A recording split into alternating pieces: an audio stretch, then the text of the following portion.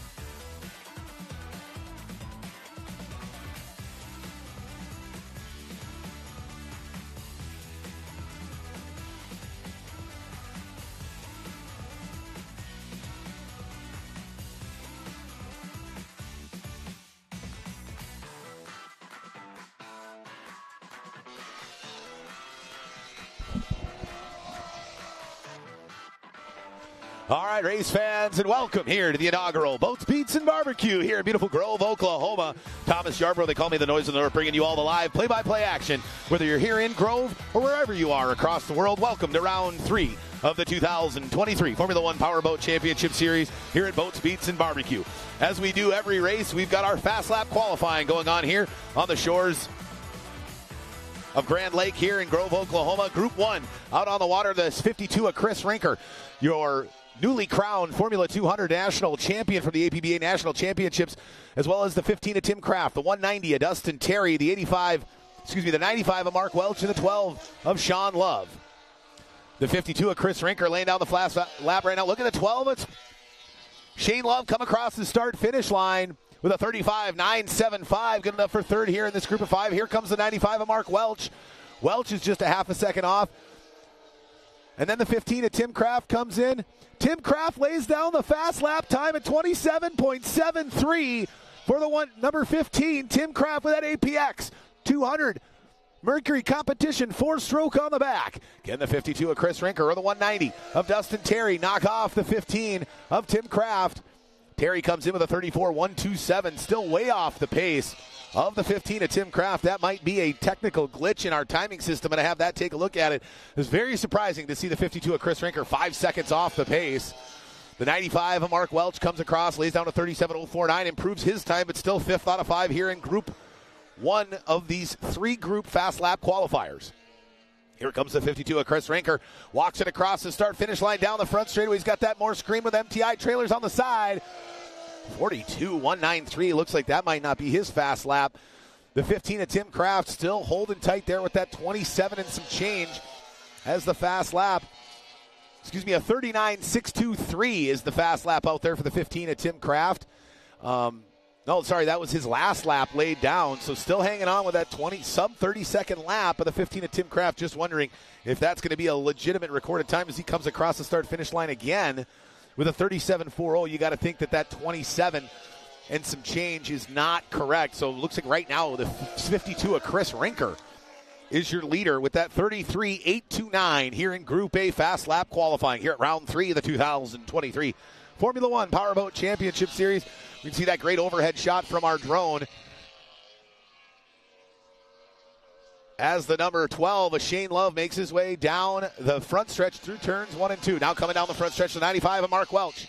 The man out of Wayzata, Minnesota, makes his way into the turn. Can he lay down a better lap? Yes, he can. He lays down a 36.915, really starting to bunch up here in Group A. The 52 of Chris Rinker with a 34.585. That pushes him 3/4 of a second ahead of the 190 Dustin Terry. Here comes the Black Beauty with the Ameristar roofing on the side, crossing the start and finish line. Not a great lap by him there, 42.101, keeping him off the pace and behind the 52 of Chris Rinker.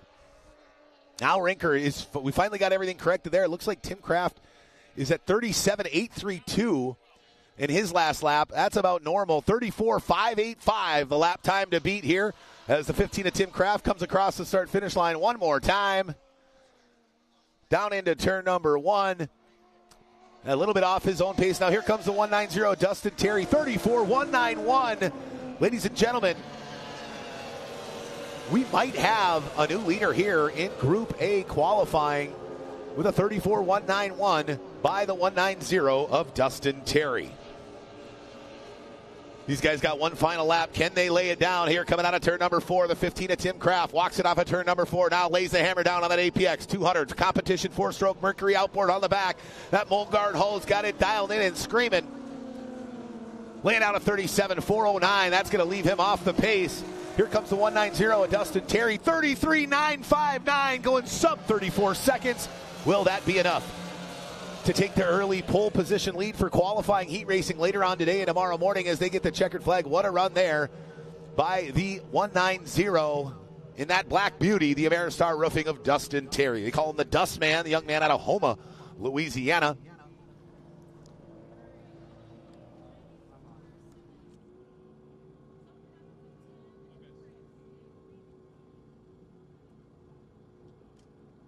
Looks like I do confirm with our chief referee, Lindsey Matthews, we did have a bit of a scoring issue there with the 52 of Chris Rinker and the 15 of Tim Kraft.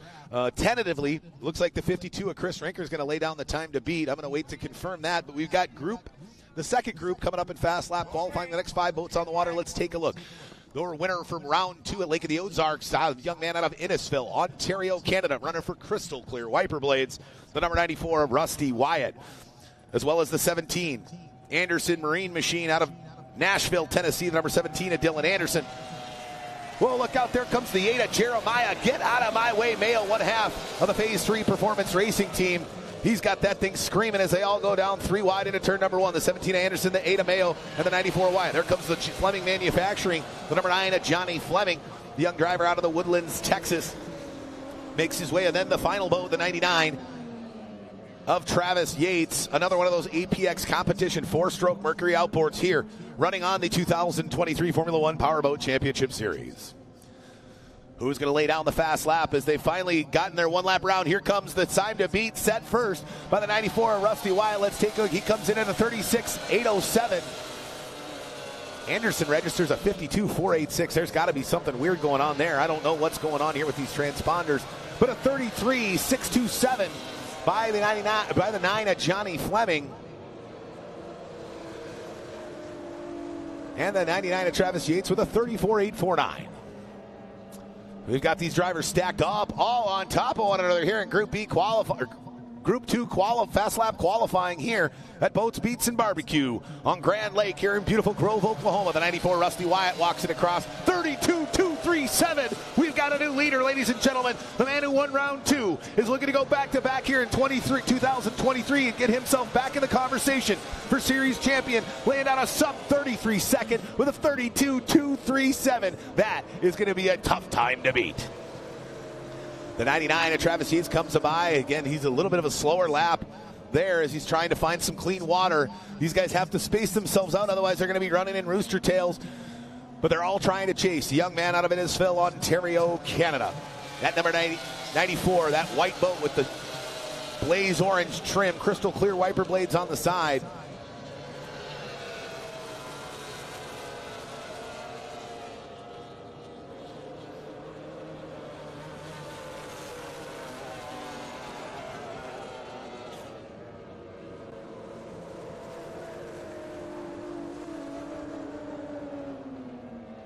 All right, we're going to take a look here at the rest of Group B. The 94 of Rusty Wyatt looking real sweet out there in that crystal clear machine. He's got that thing dialed in, really trimmed, very flat, packing air under that 17-foot long Formula One tunnel hull here on the shores of Grand Lake. The 9 of Fleming looking really well. He had an okay run at Lake of the Ozarks, decent run in our opening round in Port Neches, Texas. Trying to do it again and maybe get himself on the podium here in round number 3. The 17 of Dylan Anderson, always a tough competitor on the water. He went over, if you remember, in the final of the Lotto Power Fest back in June. Had quite a bit of a break here on the Formula One Powerboat Championship Series this season, but he went over with about 9 laps to go. And, boy, that really hurt his chances for a series championship here in 2023. But he's out there screaming, pushing hard. So is the number 8 of Jeremiah Mayo, the young driver out of Richmond, Texas, running for Phase 3 Performance in that Hoffman hull with the checkered and teal on top of that white all-composite Formula One machine. It's got it dialed in and screaming here on Grand Lake, pushing it hard out of turn number 2, now putting it on its tail as he's going wide back to the outside.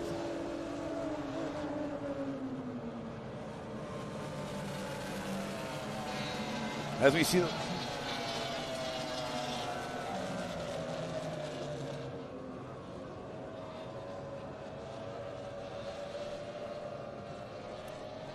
as the 94 of Wyatt now makes his way down the back straightaway, trying to lay down another fast lap. Can the 94 find himself on the pole as he works his way down to the north end of the course into turn number 3?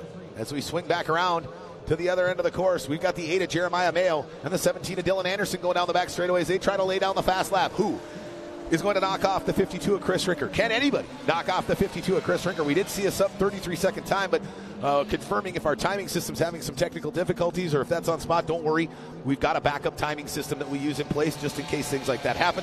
So we'll make sure everything is good to go. There's the 94 Rusty Wyatt walks across the start-finish line at the checkered flag. Here is the second group of qualifiers here in our Fast Lap qualifying here at round 3 of the 2023 Formula One Powerboat Championship Series. There's a great overhead shot there of the 94 of Wyatt, working his way down the back straightaway.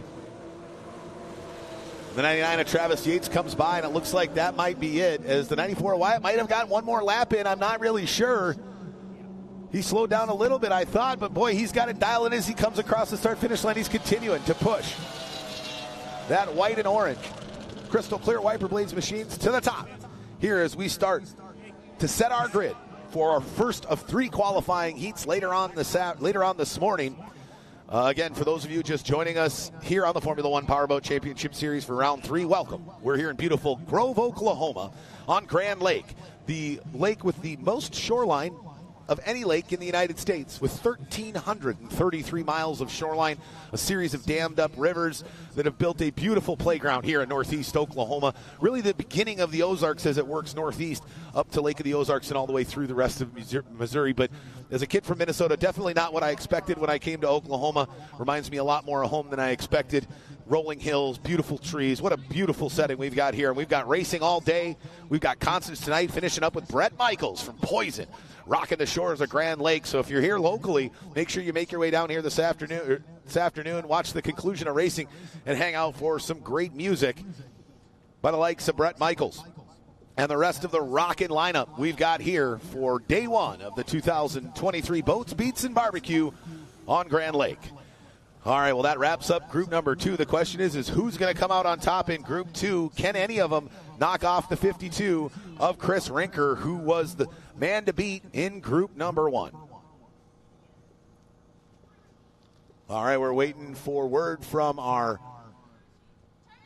scoring team and our chief referee before we release group 3 on this 4-pin 1-mile course here on the shores of Grand Lake. Real shallow here down in front of Wolf Creek Regional Park.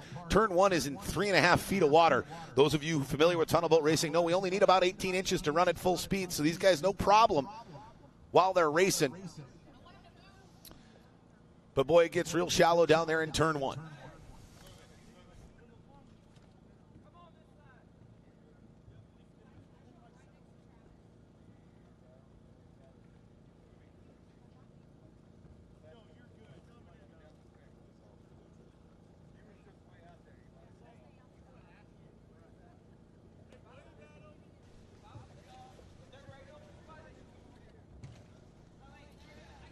You know, so happy to be a part of Boats, Beats, and Barbecue here, this inaugural event put on by Mid-America Outdoors. What a great company, Mid-America Outdoors, right here in the local area from Jay, Oklahoma. Mid-America Outdoors and the city of Grove, Oklahoma together are proud to bring you Boats, Beats, and Barbecue. Labor Day weekend on Grand Lake. The event is for the community and the benefits the community. All ticket proceeds will go to area nonprofit organizations and charities doing work to better the area in various ways. Please join us in supporting these organizations while having a great holiday weekend. All day today and Sunday, enjoy the exciting racing, and be sure to check out the barbecue teams in the Kansas City barbecue competition that's going on in conjunction with the racing and the concerts here this weekend. Enjoy the food trucks, let the kids play on the bounce houses. Starting at 2 p.m. each day, it's music festival time. Boaters can access the area after the races to line up for the festival and watch the concert from the water or on land. No boat, no problem. Live music stage will be accessible to spectators from the lake shore. Bring a swimsuit, grab a raft, and jump in for a full water festival experience. There's simple parking available at Wolf Creek Park. Huge shout out to the presenting sponsors, Can-Am, Ultimax Belts, and Good Boy Vodka. Stop by and say hi to Ultimax Belts, along with Mid-America Outdoor Ambassador Terry Madden and his custom-built endurance race car in the food truck area.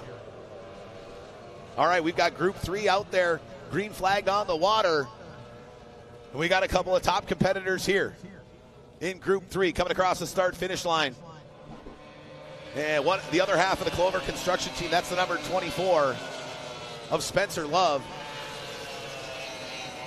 Can he be your winner here at the inaugural Boats, Beats, and Barbecue Round 3 of the 2023 Formula One Powerboat Championship Series?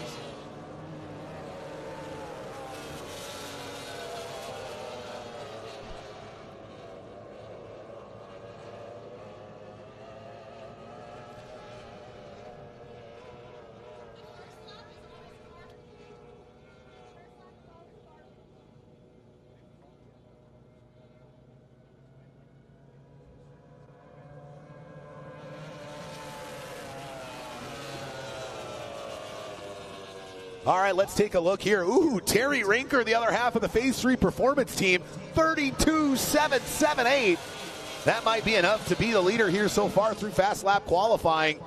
Again, we had some technical difficulties in my ability to see the timing system. I did confirm that all timing was correct.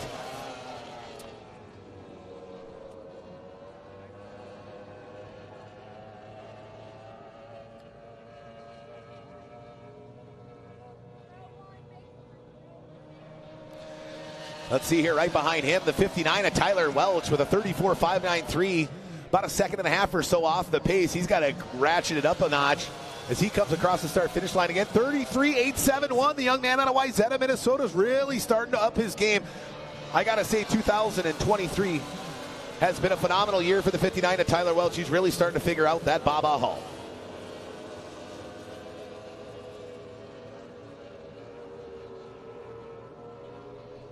As these drivers continue to push to try to find themselves on the top spot on the start pontoon for our qualifying heats later today, 32.769 by the number 10 of Terry Rinker out in first, 33.871 by the 59 of Tyler Welch, and then a 33.915 by the 24 of Spencer Love. Where did Tyler Welch come from, ladies and gentlemen? Looks like he brought the heat from Minnesota here to Grand Lake, and looking to mix it up with these rest of the drivers here on the Formula One Powerboat Championship Series here at Round 3, Boats, Beats, and Barbecue on Grand Lake. We got the white flag out, so the last lap of fast lap qualifying here. The 24 of Spencer Love comes walking across the start-finish line. Can he move himself up ahead of the 59 of Tyler Welch? Not enough for the 24 of Tyler Welch, so of the 24 of Spencer Love. So the 59 of Tyler Welch hangs on to second with that 33.871. Here comes the 10 of Terry Rinker. Can he best his own lap? 31.440. Ladies and gentlemen, the sub-32 second mark has been broken by the KG veteran out of Tampa, Florida. The 10 of Terry Rinker, a beast on the water, is looking to assert his dominance here early and often. What a lap it was by the driver from Florida running for Phase 3 performance. And crossing the start-finish line in wrapping up Group 3 qualifying, the 13 of Grant Schubert with a 35.382 on his final lap. We see the total elapsed times there for all 5, 6, or 7 laps. See the 59 of Tyler Welch only laying down 5 laps there. The 24 of Spencer Love laying down 6. And the 10 of Terry Rinker, the veteran, getting 1 extra lap in, and boy, did he put that lap to good use. The 10 of Rinker goes sub 32 seconds and lays down a tough lap time to beat. And that's going to possibly put him on pole position for the first qualifying heat. For those of you new to the Formula One Powerboat Championship Series, remember, we run 3 qualifying heats, 2 today, 1 tomorrow morning. The first heat, they start in order of how they qualified in their fast lap qualifiers. That's going to see the 10 of Terry Rinker possibly be on that pole. We got to consolidate all 3 groups to see how it's going to end up. But then in heat number 2, we do what I call flipping the script, right? Worst goes to first goes to worst. So they start collecting points in the first qualifying heat. Whoever wins qualifying heat number 1 will find themselves last off the start pontoon in heat number 2. Same as, again, in heat number 3. What this does is it requires our drivers not only to show their ability to lay down the fast lap time, but it also requires them to show how they can move through back markers and work their way through traffic, was really the true mark of a champion here in Formula One tunnel boat racing. And that's what makes the Formula One Powerboat Championship Series the preeminent series here in North America to run, because it really is a true full test of all skills a tunnel boat driver is required to have to be called a champion. Well, we're going to get the Formula Ones off the water.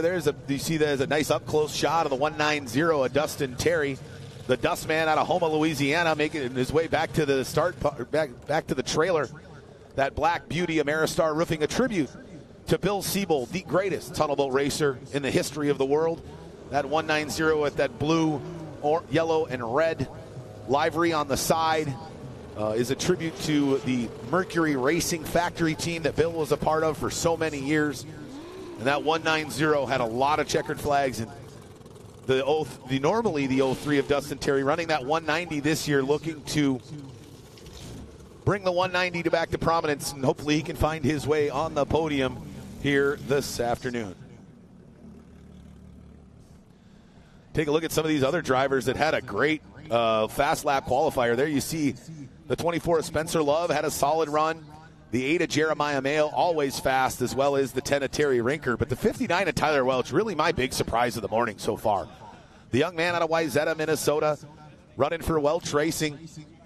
And WYSIWYG was able to lay down a screaming fast lap going, I think, sub 33 seconds, possibly right over that 33-second mark. Again, I don't have all the qualifying times in front of me yet as they're being tabulated and put into a running order for qualifying heat number 1. But he is really starting to figure out that Baba hull. He's had it for only a couple of years now. It takes a little while to get used to that all-composite. He's moving from a wood Hoffman-built hull that he ran for so long.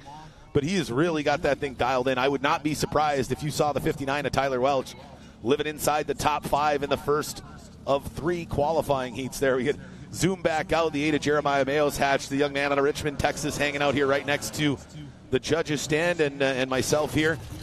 Fires that 2.5-liter Mercury V6 outboard on the back of that Phase 3 Performance all-composite Hoffman. Boy, the Hoffman hulls have really become the hull to beat here in 2023 and 2022.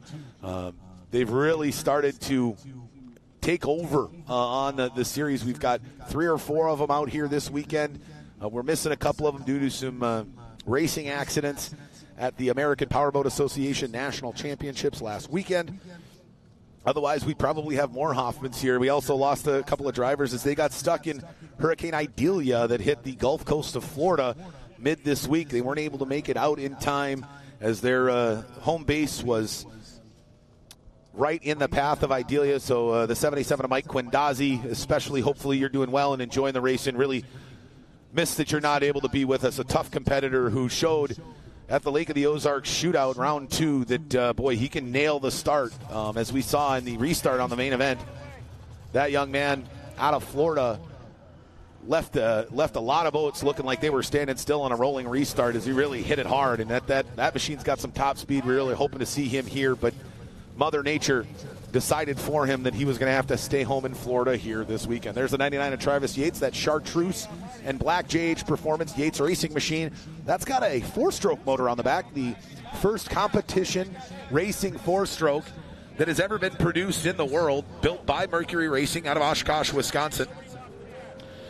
The 4-stroke 200 APX competition racing engine is an interesting beast. It's obviously a lot bigger, a lot heavier, but man, the torque and the power on the top end on those machines is second to none.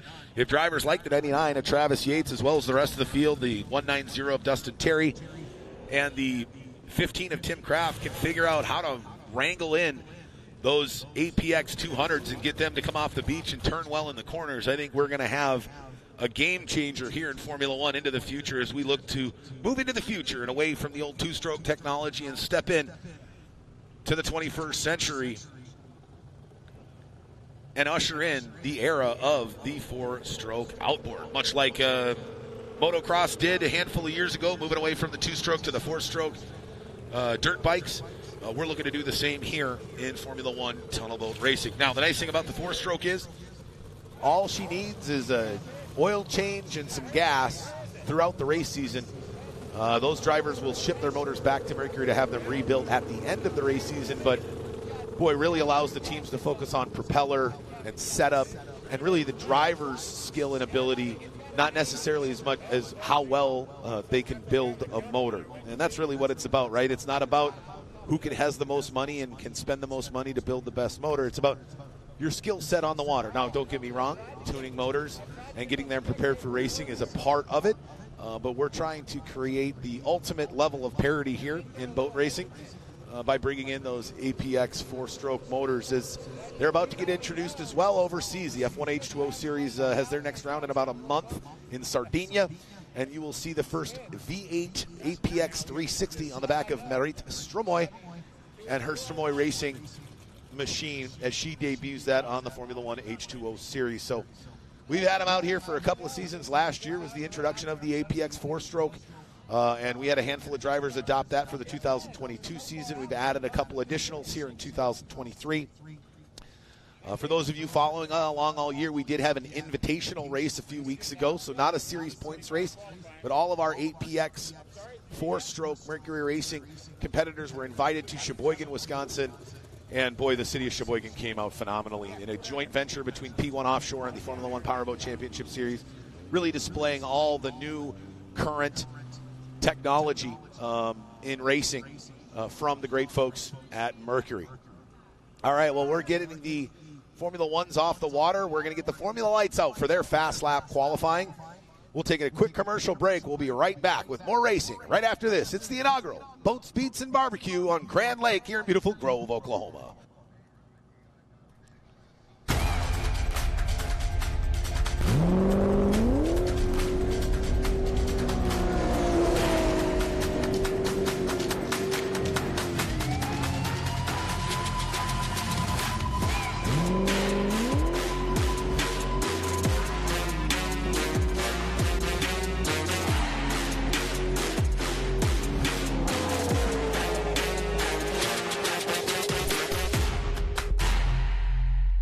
VP Racing Fuels has been the official fuel of racing for over 45 years. But VP isn't just race fuels.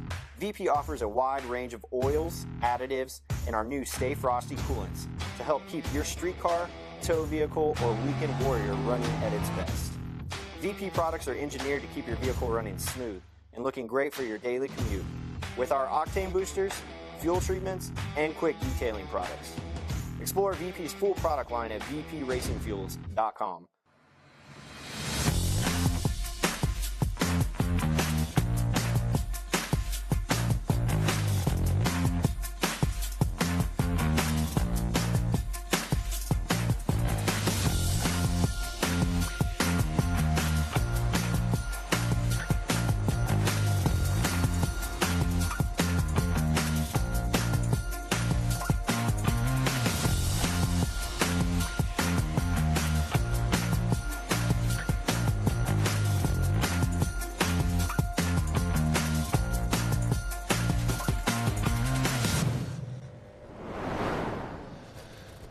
All right, continuing to thank our great sponsors that bring the Formula One Powerboat Championship Series to the races throughout 2023. JH Performance Boats.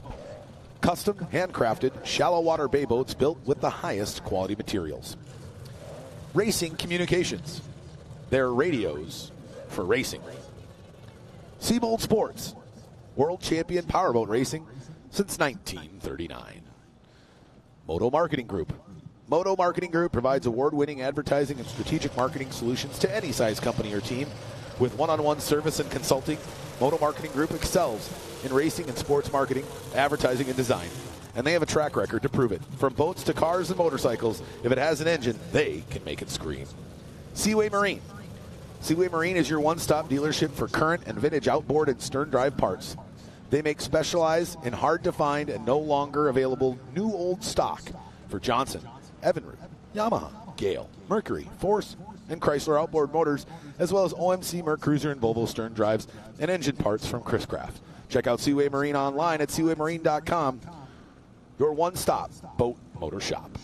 And Excel Sports, the official apparel provider of the Formula One Powerboat Championship Series.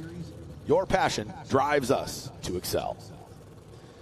All right, we've got more. Looks like we might have all our Formula Lights out on the water, and they're getting ready to go. We're just getting the rest of the Formula One boats off of the race course so we can allow our drivers in the Formula Lights class to get out on the water. A little bit different than the Formula Ones. These boats running two-cylinder, 45 cubic inch OMC outboards on the back, and they're still doing 80-plus miles an hour.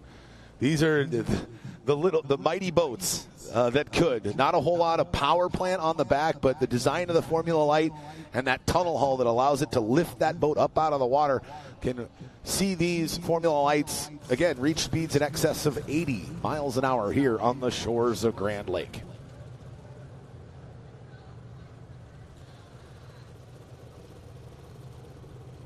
What a beautiful event here in Grand Lake. I got to say, first time to Grove, Oklahoma. Absolutely loving my time here so far. Funny story there as we see the 59 of Tyler Welch, young man who had a phenomenal fast lap qualifier here as he was in Group 3. But Here's what really stunts me. I live in Minneapolis, Minnesota, 6 hours from Canada. I came to Grove to cool down. I mean, 98 degrees in Minneapolis today, I think, 100 tomorrow. And, boy, we couldn't ask for better weather here on Grand Lake. We're going to be, maybe high 80s to 90, but for this part of the country this time of year, I think that's a little bit of a break in the heat for most. A large contingency of our competitors hailing from Florida and the southern Gulf Coast and Texas. They've been dealing with some very high temperatures all summer long, and they're enjoying the reprieve here as well. So you can see there on the start pontoon, there's the 35 of Mark Schmierbach, your defending series champion and points leader. He's looking to go back to back to back with a three-peat here in 2023. Can he do it here in round two? In round one, he collected the most points, but he did not win the main event as he watched the 18 of Jason Nelson pull a nifty little move down in the south end of the course in our opening round in Port Neches, Texas, and ran that all the way to victory. Can the 35 of Mark Schmierbach get back on top of the podium here at Boats, Beats, and Barbecue on Grand Lake? You see the big Jumbotron there and the big stage. It's going to be rocking starting at 3 p.m. today all the way till 9 p.m. with the night wrapping up with the great Brett Michaels of Poison jamming out here on Grand Lake in Northeast Oklahoma. You see the big Boats, Beats, and Barbecue livery around the stage there. We've got a ton of fans starting to pack in. We've got the great Kansas City barbecue competition going on as well. Boy, they were firing up the smokers last night when we were getting all the particulars and everything set up and ready to go here for racing today and tomorrow.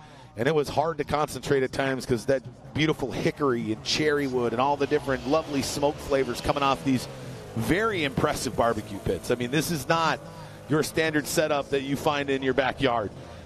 These are very highly evolved, highly intricate, and large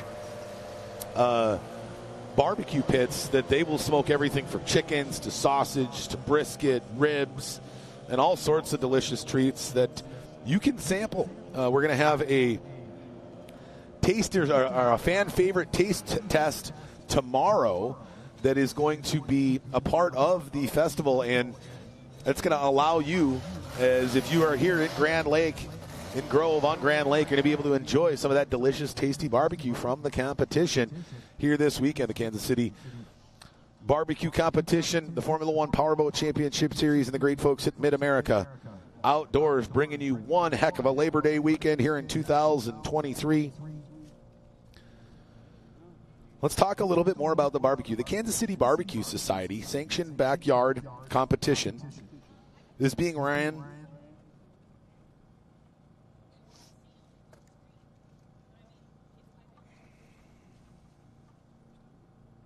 There we go. Sorry about that.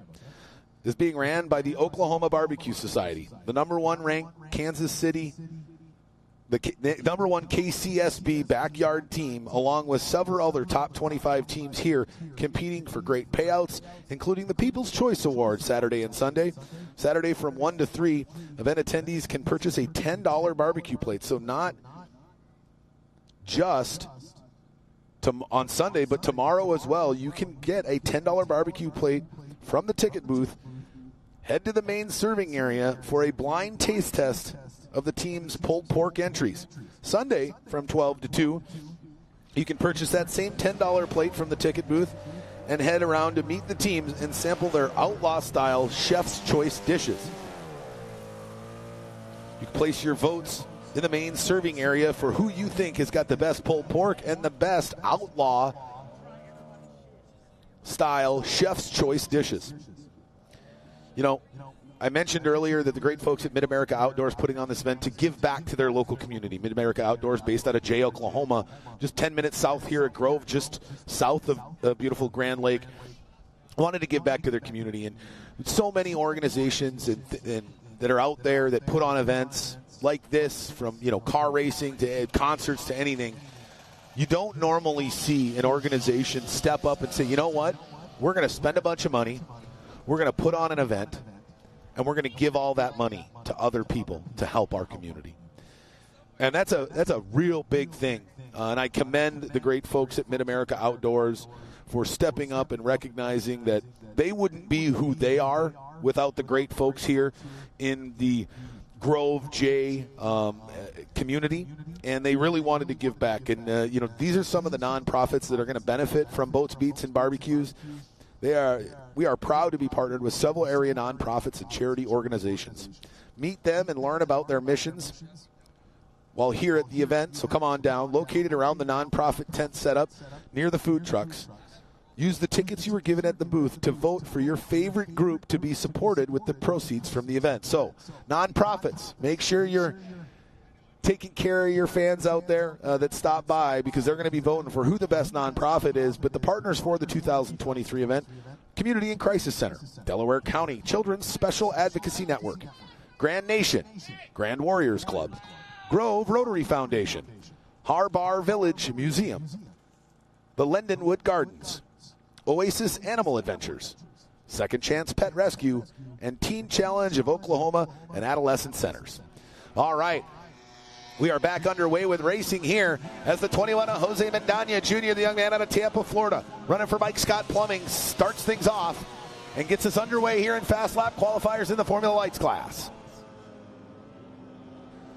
All right, now these first laps that you're going to see come across the ticker with their lap times, don't count those, because a lot of times these first laps, they take a little bit longer to get around the course as they're just trying to get the feel for it, right? And again, they may run 7-8 laps, but only 2 or 3 of them are really their fast laps.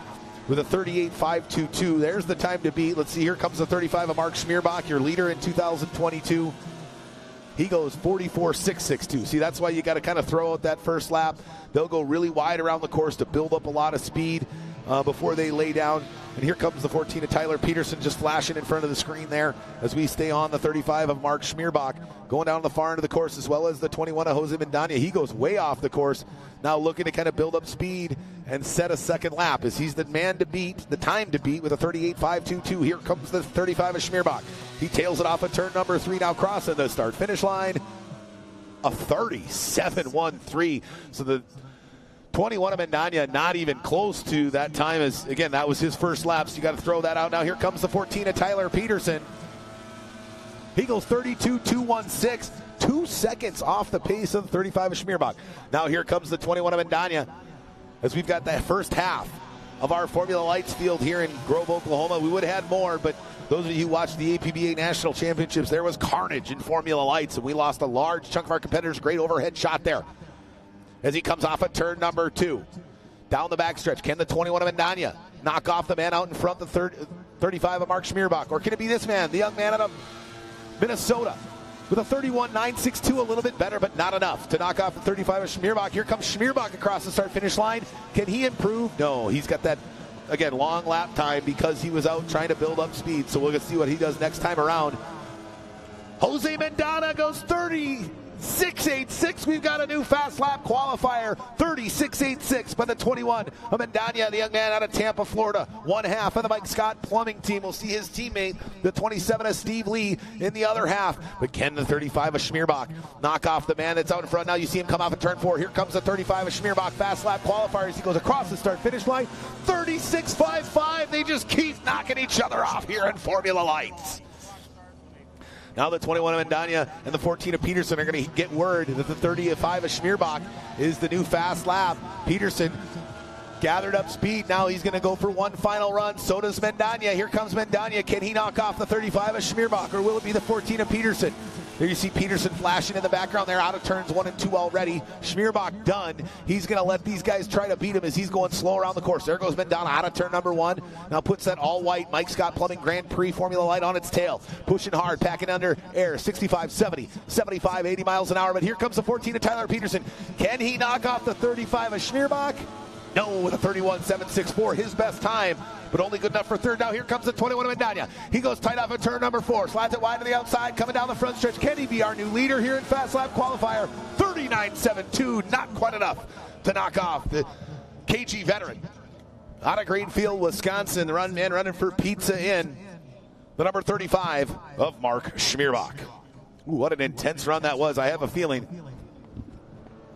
Oh, looks like we might have one more here. The 14 of Tyler Peterson's going to get one last crack at it. and he goes 31.636. So every lap time a little bit better for the 14 of Tyler Peterson, but could not break that sub 31 second mark and finds himself third out of three in the first half of fast lap qualifiers here in Formula Lights. The other half of the Formula Lights class here, again, lots of carnage from the APBA National Championships. I know the 24 of Shelby Love, part of the Clover Racing team, was really looking forward to Boats, Beats, and Barbecue. Unfortunately, took a really heavy hit at the Nationals that did some damage to the point where her boat is non-repairable. So they're not even going to put that boat back together. They are just going to look at acquiring her a new hull for 2024, but she couldn't be here, and a host of other drivers that ended up with some pretty bad damage. But here we go. We've got Group 2 out on the water. The 29 of Jared Jensen, the 27 of Steve Lee, and the 78 of Marshall Gildermaster. Can any of them knock off the 35 of Mark Schmierbach and lay down a sub 30.5 second lap? Because that's what they're going to need, as Schmierbach laid down a 30.655 to be the man out in front so far here in fast lap qualifiers and Formula Lights. There we're following the 29 of Jared Jensen. That's the Go Boat Racing Island Lake Marine machine out of Denver, Colorado, as he walks that pew, orange and gray, across 35.470. Again, that's the first lap, so he's just still kind of picking up speed. Here comes the 27 of Steve Lee down the north end of the course as we stay with the 29 of Jensen. You see in the background there's the 27 of Steve Lee crossing the start-finish line. He goes 51.303, right, trying to build up a lot of speed. And then the final boat in the group here coming out of the turn there, wide out of turn number 4. That's the 78. The driver out of San Antonio, Texas, the number 78 of Marshall Gildermaster. Now here comes the 29 of Jared Jensen. This is going to be his real first lap, 31.754. Below the 32-second mark, but he's going to have to break that sub-31-second barrier if he wants to be in the conversation for a podium finish here this weekend. Now coming out of the turn number 4 off the first start-finish line, here's the 27 of Steve Lee. Lee goes 31.883 in his first complete lap here in the Formula Lights fast lap qualifying. There goes Lee. Now he's trying to lay down another lap. Now here comes the 78 of Marshall Gildermaster, first-year rookie in Formula Lights, goes 36.795. You'll notice that silver machine looks eerily similar to the 14 of Tyler Peterson. That's because they are both Danish-built Molgard hulls. Now we are on top of the 27 of Steve Lee. He goes tight on the turn number 4. Packs the air, lays the nose back down. 31.778, not enough to knock off the 29 of Jared Jensen. So Jared's still hanging out there with the top speed here in Group B Fast Lap Qualifier. And again, we split them up for safety purposes. Their times recorded are how they'll slot in for their first of 3 qualifying heats. There you see the 29 of Jensen goes by with a 32.561, and the 78 of Gildermaster, a little bit off the pace with that 39.014. He's got to stay wide to the outside, allows the 29 of Jensen to get down to the inside of him and continuing to push as Jensen tries to hold off the 27 of Steve Lee. Now here comes Lee for another run at a fast lap as he goes across the start-finish line. We're still on top of the 29 of Jared Jensen, who's out in front. Now he's going to come off of 4. Can he beat his own time? He crosses the start-finish line. 31.90, not enough to beat his best lap time out there, but can the 27 of Steve Lee do what he couldn't last time around? He goes into turn number 3. That blaze orange and blue Florida Gators looking style. Mike Scott Plumbing Formula Light goes down out of turn number 4. As the white flag goes out, he's got one more crack at it. Ladies and gentlemen, Steve Lee goes 31.439, your fast lap qualifier here in the second group of Formula Lights. That moves him up into 3rd position overall behind the 35 of Schmierbach and the 21 of Mendana. So we've got teammates in 2nd and 3rd. But that thorn in their side, the man from Greenfield, Wisconsin out in front, can the 27 of Steve Lee do what his teammate couldn't in Group 1? Gildermaster goes 36.808, still off the pace a little bit. Here comes the 27 of Lee, goes across the start-finish line. 31.745, not enough to beat his own best time. That's going to end him up in 3rd. Here in fast lap qualifying with the 29 of Jared Jensen, trying to knock him back off as we got our final run here through Formula Lights. Here comes the 29 of Jensen. He puts it on its tail, way up on its tail. 31.613, and not enough to knock off the 27 of Steve Lee in his fast lap qualifier in Group the second group here in Formula Lights. Well, that's going to wrap up Fast Lap qualifying here in Formula Lights. We had a great competitive run in Formula One. We'll take a look here in a little bit and see what that starting order looks like for their first qualifying heat. But up next, the Tri-Hulls. Bumper boats at 65 miles an hour coming up here at the inaugural Boats, Beats, and Barbecue on Grand Lake. It's the Formula One Powerboat Championship Series, Round 3, here in beautiful Grove, Oklahoma.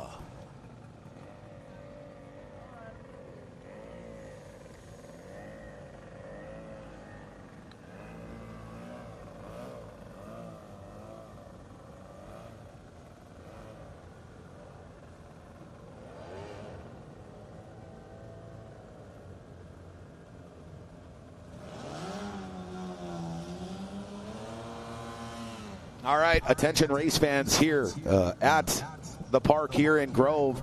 I need a blue Ford Explorer license plate. Looks like that is a Oklahoma license plate 0913NC. 0913 Nancy Charlie. You need to move your vehicle. I've also got a white Honda SUV. Looks like a Honda Pilot, with an Arkansas license plate 256 Victor Paula Oscar, VPO or VP0. You need to move your vehicle, as well as a blue Chevy Silverado license plate. It looks like that's a Kansas license plate 455 Henry Frank David, 455 HFD.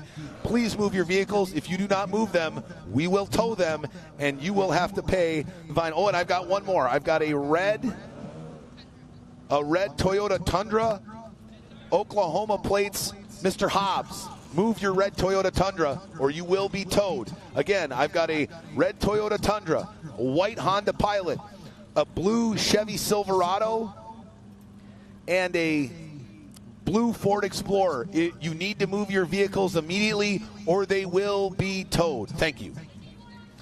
They are near the ticket booth area, so if you heard your vehicle description or your license plate, please move your vehicle immediately. Thank you. All right, well, race fans had to do a little bit of house cleaning there, as happens here, especially in inaugural events. People think they can park wherever they want. That's not the case. You only can park where they designate the parking, and which is weird because the Bassmaster Classic is going to be here on Grand Lake in February of 2024.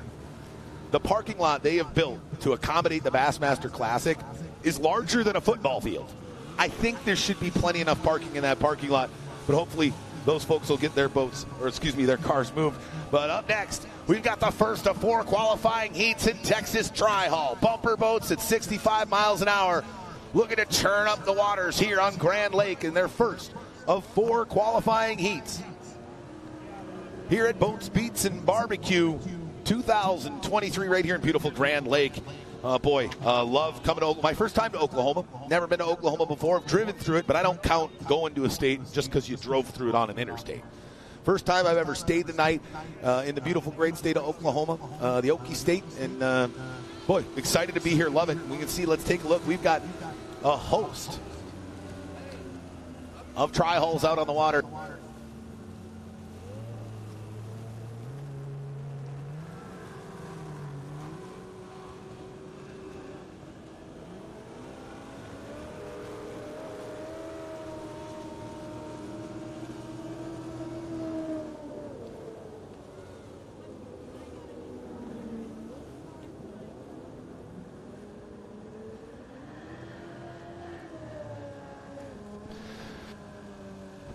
All right, again, we've got the Kansas City Barbecue Society here putting on an unbelievable competition. You should smell it from where I'm at. It's a mixture right now of barbecue smoke and 2-stroke gasoline. Two unbelievable smells. You put them together, that's a great little Saturday afternoon here on the shores of Grand Lake. We got barbecue, and we got concerts going on tonight. Rock night tonight starting at 3 with Dead Metal Society, Midwest premier 80s hair metal tribute band. And then Don Felder, formerly of the Eagles, lead guitarist of the Eagles and one of the most popular and influential rock groups of their time. Don has forged an impressive career as a top-tier solo artist with 3 full-length albums, as well as several successful singles for film scores. And then round it out tonight, Bret Michaels, formerly of Poison, fresh off his Hit Stadium Party Garage tour. Bret bringing his electric show to Boats, Beats, and Barbecue with all the killer Poison hits and no filler. You know, and he loves coming back here because this is home for him, right? He's from this area of the country. He loves the people here. He loves to come back. And, you know, they had a chance to talk to the folks at Mid-America Outdoors, and they said in all the events they've put on and all the musical acts that have been a part of their events, nobody has been more involved and more excited than Bret Michaels. So excited to come here to Grand Lake and to Grove, Oklahoma, and help be a part of giving back to the local Oklahoma community here in Northeast Oklahoma. Very excited to be here, and he's going to put on one heck of a show tonight. Again, Bret Michaels capping off Rock Night here, the first of 2 nights of music after the conclusion of racing here at Boats, Beats, and Barbecue. Tomorrow is going to be Country Night. For Country Night on Sunday, the Aces Wild Band bringing the party everywhere they go. And then it's Tim Montana, country rock singer-songwriter, toured with Kid Rock. ZZ Top's going to be right there in the middle. And closing out the night, the Lax, country rap duo based in Baxley, Georgia, started by Clay Sharp and Brian King. Over a decade ago, they combined their styles of country, southern rock, rap, and blues to form their own unique style and sound. So we got 2 jam-packed days of racing, 2 jam-packed days of concerts. We got barbecue, we got sunshine. What a great way to spend your Labor Day weekend here in 2023. There you see one part of the Rinkers 3 here in the Tri-Hull division of the Formula One Powerboat Championship. That's the 37 of Mason Rinker. Boy, he had a doozy of a battle at the last round on the Formula One Powerboat Championship Series at the Lake of the Ozarks shootout, or Lodo Power, excuse me, not the shootout, Power Fest. Lake of the Ozarks shootout happened last weekend with some unbelievable runs, but early June, the Lodo Power Fest saw the Offshore Powerboat Association in conjunction with Formula One Powerboat Championship Series put on a great weekend of racing there up in Lake of the Ozarks, just about 3.5 to 4.5 hours northeast of here. So that was at the north end of the Lake of the Ozarks. We're now here at the southern end of the Ozarks in this beautiful Grand Lake, which is 1,333 miles of shoreline.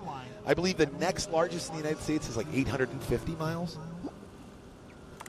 Talk about a lot of shoreline to enjoy your Labor Day weekend, and we're so excited to have all the people down here. We got the Tri-Hulls out on the water, and these guys do a little bit different than we do in Formula Lights and Formula One. They do 2x2 rolling starts.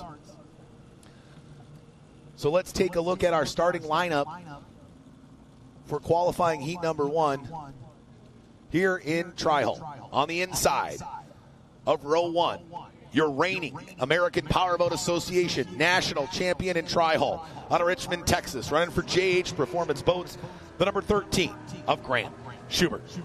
On the outside of row 1,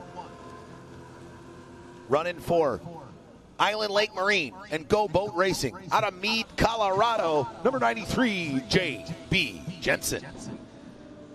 On the inside of row 2, coming back to his roots here for Boats, Beats, and BBQ, running for Ameristar Roofing out of Houma, Louisiana, number 6, the Dustman, Dustin Terry. On the outside of row number 2, again, one part of the Rinkers 3 here in Tri-Hull. In that number 52 Rinkers Boat World machine, Tanner Rinker. On the inside of row 3, running for Just Send It Racing out of Richmond, Texas, the number 88 of Josh Wells. On the outside of row 3, another part of the Rinkers 3 here in Tri-Hull, the brother to the 52 of Mason Rinker, the number 37. Excuse me, the brother of the 52 of Tanner Rinker, the number 37 on the outside of row 3 there, 37 of Mason Rinker. On the inside of row 4, your defending Tri-Hull champion. He finished second at the National Championships by a nose just a week ago in Springfield, Ohio. They call him the Dude, coming straight out of Hemlock, Michigan, number 17, Neil Marsh. On the inside of row 4, they call him Mullet. He's from Richmond, Texas. And they call him Mullet because he rocks the mullet. Man, he's got a Fu Manchu that rivals the 17 of Dylan Anderson, one from the Formula One class. But In the 8th position, on the inside of row 4, the 69. Of Cole Waring, sorry, the outside of row 4. On the inside of row 5, and that number 26 machine out of Richmond, Texas, the 26 of Briston Sherman. And rounding out the field at 80 years young, they call him Scary Jerry, running for McLean Trailers, number 10, Jerry Rinker. All right, we're going to see these boats go 2 by 2 down the backstretch. They're going to come around, and once you see that jet ski peel off, oh, I apologize, in an 11th position, last off the pack is the number DD1, the DD1 of Andy Miller, running in that Rockin' SM Services machine. A rookie here, his first race in 2023. We're going to get him all lined up there, 2 by 2. Looks like the DD1 of Andy Miller hanging way back off the pace. I don't know what's going on with him. He better get up there. Yeah. Make sure. What? You got it. Both DD1s dead down. Just making sure you're aware of them. All right, they bringing them down to the north end of the course. Again, tri-hulls. We run a 2-pin course here for the Texas Tri-Hull in this Rolling Star. You're going to see 5, 6, 7, 8 boats wide in the corners here. It's all about how you can get in and out of the corners in Texas Tri-Hull and who's going to be able to pull it off here in the first of 4 qualifying heats. So instead of fast lap qualifiers in Tri-Hull, we shift them to a 4th qualifying heat. And again, just like we do in Formula Lights and we do in Formula One, right, we flip that script. So whoever collects the most points in Heat 1 will go to the back of the pack in Heat 2. Whoever has the most points after Heat 2 goes to the back of the pack in Heat 3, and so on until we set our starting grid for the main event in Tri-Hull tomorrow in the late morning, early afternoon. All right, they go 2 by 2 down the back stretch, down the front stretch here. There goes, peels off the jet ski, waiting for the flag to drop.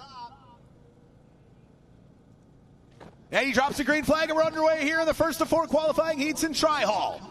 On the inside, your pole sitter, the 13 of Grant Schubert, getting a good hole shot there as he's going to have that inside line, holding off the 93 of J.B. Jensen. But here comes the 17. There's the dude sneaking up there with the 52 of Tanner Rinker, the 6 of Dustin Terry, and the 37 of Mason Rinker. Oh, 17 of Marsh gets up on the deck of the 52 of Tanner Rinker. Pushing hard now. Here comes the 6 of Dustin Terry, looking to take down to the inside the 93 of J.B. Jensen and see if he can't get into a battle with the 13 of Grant Schubert. Now Jensen goes down there and says, I don't think so. And the 6, oh, look out there. Jensen spins out in the corner. Bang! The 17 of Neil Marsh slams into him. As we got him wadding up down to the north end of the course, the 6 of Dustin Terry just slid down to the inside, gave a little kiss to the 52 of Tanner Rinker, and scooted right by him there on the north end of the course. Now, oh, watch out, Mason Rinker getting together with the 93 of J.B. Jensen as they come out of the south end of the course. And these guys are all over the place here on the shores of Grand Lake. That's why we call it bumper boats at 65 miles an hour. As our leader, the 13 of Grant Schubert, comes off of turn number 1. Whoa, getting a big air as he comes out there. Now look out. The 6 of Terry. Then it's followed by the 17 of Neil Marsh in 3rd. In 4th, the 26 of Briston Sherman. What a move by that young man. And then here comes the 88 of Josh Wells as that 93 of J.B. Jensen looks like he's struggling with some motor issues. And oh no, 2 of the Rinkers, 3 struggling down in the corner. Now we got a battle for first. On the inside, it's the 6 of Dustin Terry. On the outside, it's the 13 of Grant Schubert. Ladies and gentlemen, after a multi-year hiatus from Tri-Hull, the 6 of Terry is pushing for the lead here in the first of 4 qualifying heats. Could he be the dark horse and come out of nowhere this weekend and take home top spot on the podium? Not if the 13 of Grant Schubert has anything to say about it. He goes tight to the inside. Now, bang! He hammers the 6 of Dustin Terry. He's like, hey, 2 can play that game, dude. You're going to hit me, I'm going to hit you. And I know what this thing can handle, and it's the first time you've been in that boat in a real long time. Let's see if you know what to do when you get hit down in the corner. Now the 6 of Terry goes tight and cuts the door. Ladies and gentlemen, we got a new leader outright. Out in front now, starting 3rd, and now moving his way up to the top spot. The 6 of Dustin Terry is now looking to drive away from the rest of the field. There's the 17 of Neil Marsh. Don't count him out as those 2 were battling out. The dude was able to sneakily move his way up into 3rd position. Again, he's your points leader so far in 2023. The 13 of Grant Schubert's going to need to do some damage this weekend if he wants to catch him. But what a battle those 2 are doing. Some great footage there. There's the 17 of Neil Marsh going down the backstretch. Now he's making his way into the turn. I don't know what happened to the 52 of Tanner Rinker, but boy, he is really fallen way off the pace after getting together with the 17 of Neil Marsh on the opening lap. There's the 17, the dude, your reigning Formula One Powerboat Championship Tri-Hull champion. But nobody's got an answer for the 6 of Dustin Terry. Holy cow, is that young man just absolutely boogieing out there with that Ameristar roofing machine.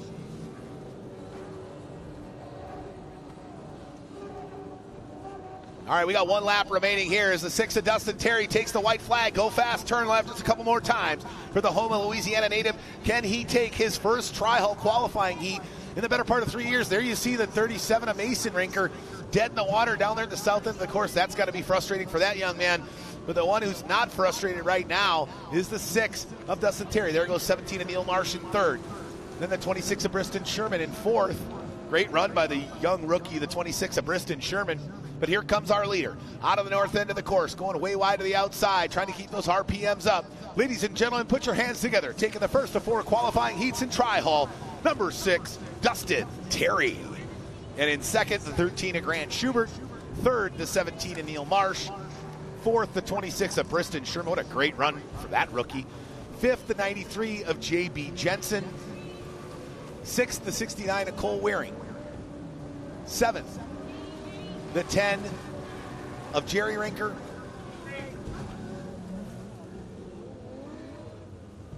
Sorry, 8 is the 10 of Terry Rinker. 9th, the 88 of Josh Wells. 10, the 52 of Tanner Rinker. And then the 37 of Mason Rinker, who went dead down in turn number 1, and rounding out the field, rookie out of Disney, Oklahoma, right here on the shores of Grand Lake, the DD1 of Andy Miller. Great run there by the 6 of Dustin Terry.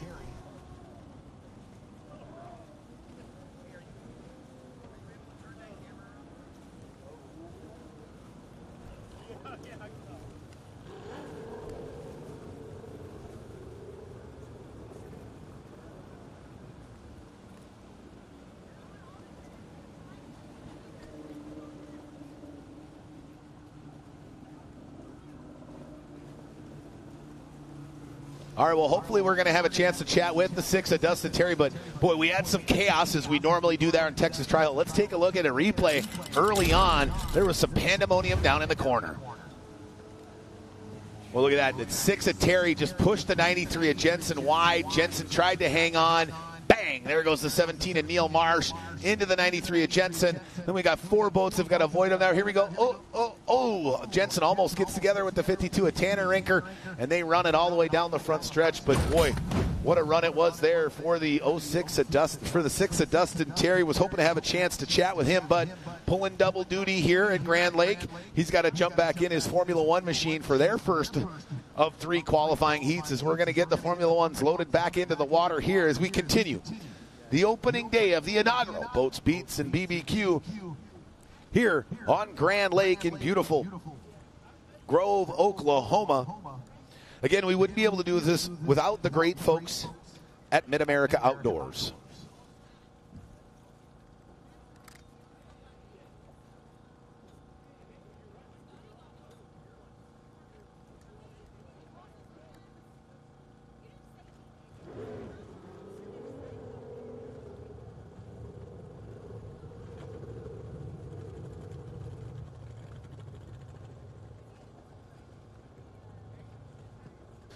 Right, and you see on the screen there, Mid-America Outdoors, located just south of Grand Lake here in Jay, Oklahoma.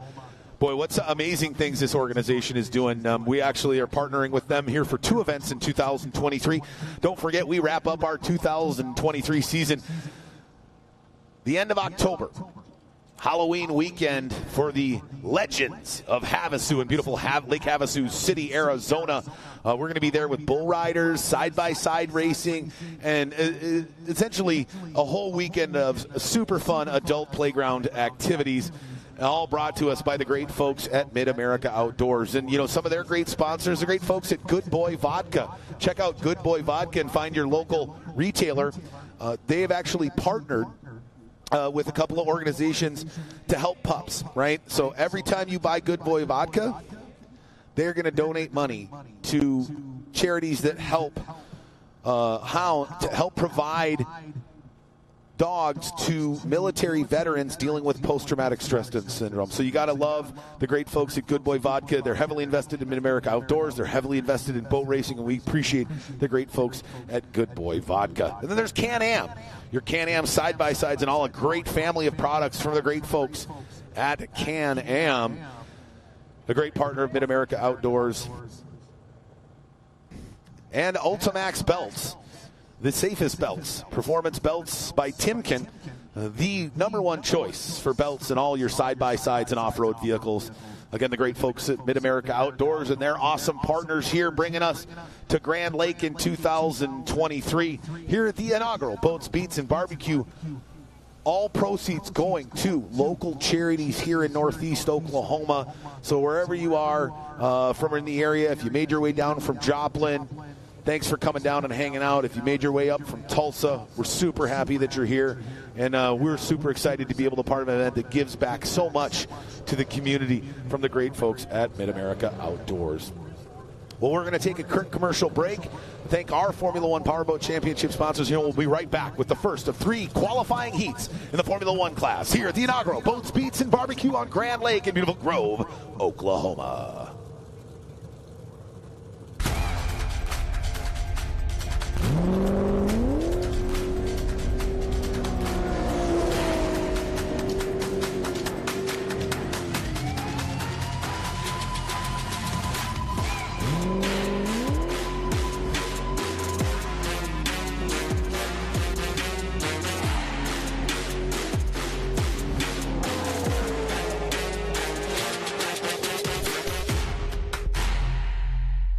VP Racing Fuels has been the official fuel of racing for over 45 years. But VP isn't just race fuels.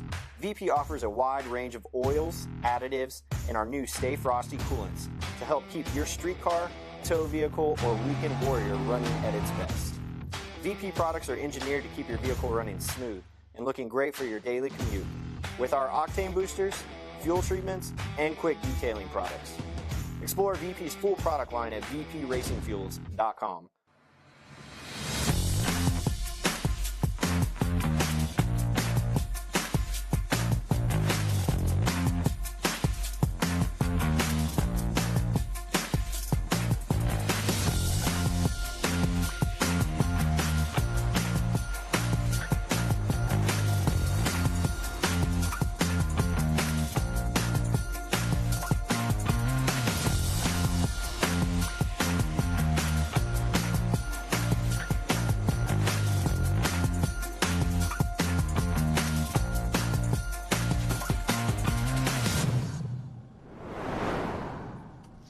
All right, welcome back, race fans. We've got about half the field loaded in the water here for our first of 3 qualifying heats here at the inaugural Boats, Beats, and Barbecue on Grand Lake here in beautiful Grove, Oklahoma.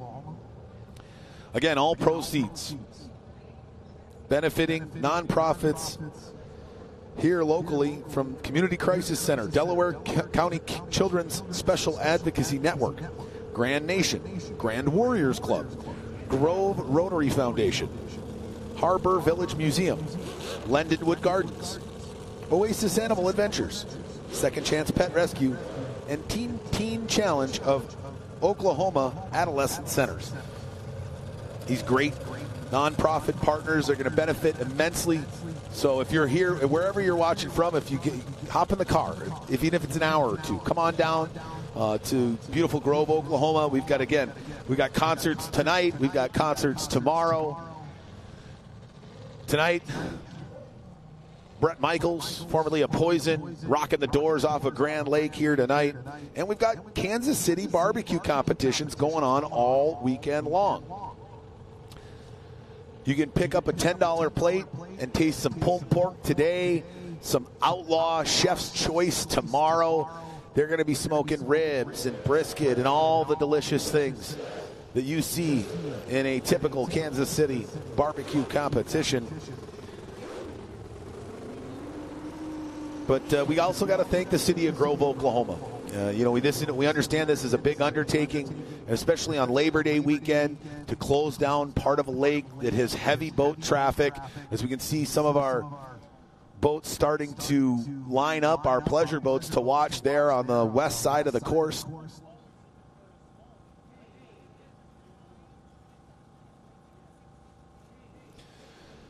And again, right, we hope the place is lined up with spectators all day. And as we take down our race course, after racing concludes today, all those boats are going to come down and ascend down in front of the stage here.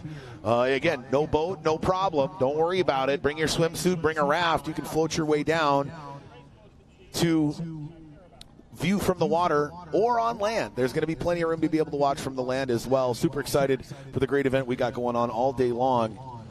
But I'd love to take a look at our fast lap qualifiers from earlier today, as we had the three groups, right? So we didn't have them mushed together. And I want to go through and take a look at what ended up transpiring. Boy.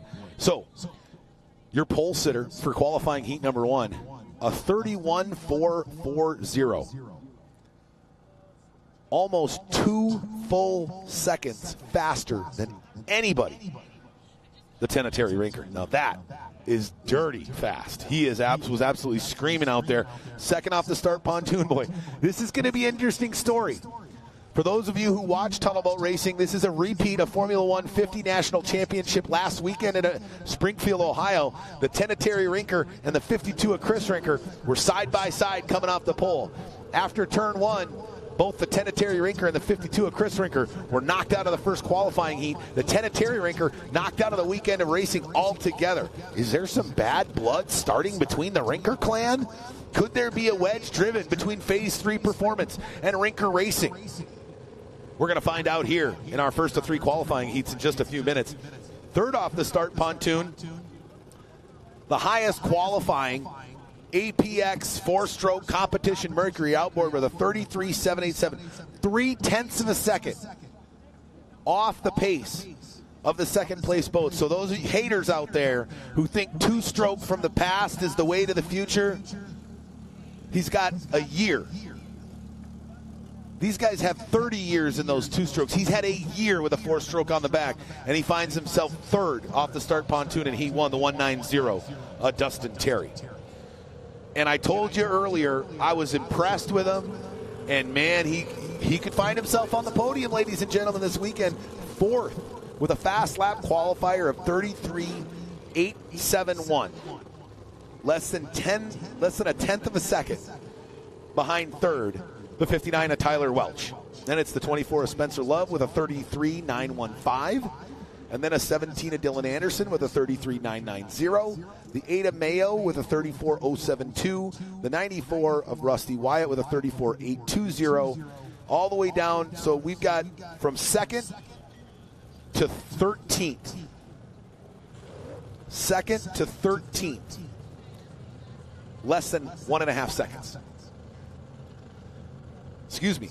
Yes, less than 1.5, almost a second. A little less than 1.5 seconds from 2nd to 13th on the start grid here in the first qualifying. You know what that means? That's going to mean we're going to have some deck-to-deck, wall-to-wall racing action here in Formula One. That's going to be something the likes of the folks of Grove, Oklahoma and Grand Lake have ever seen before. As our Formula One machines get ready to do battle here in the first of 3 qualifying heats, you're going to see them run a hot lap, and then we're going to bring them all the way down in front of the spectators area. And from the beach down there, you're going to see our modified Le Mans start. For those of you locally here in Grove, you've probably never seen a modified Le Mans start. Let me explain to you a little bit of how it works. The modified Le Mans start, we'll see a flare shoot off 1 minute. I will count down in 10-second increments until we get to 20 seconds. Once we get to 20 seconds, you are going to see our starter on the course drop an orange flag. The second he starts moving that flag, you're going to see these Formula Ones come roaring to life. You're going to see them come through the middle of the course, all the way down to the far north end, through turns 3 and turns 4, and then down the front straightaway to start lap 1 of 6 minutes, plus 1 lap in this first of 3 qualifying heats.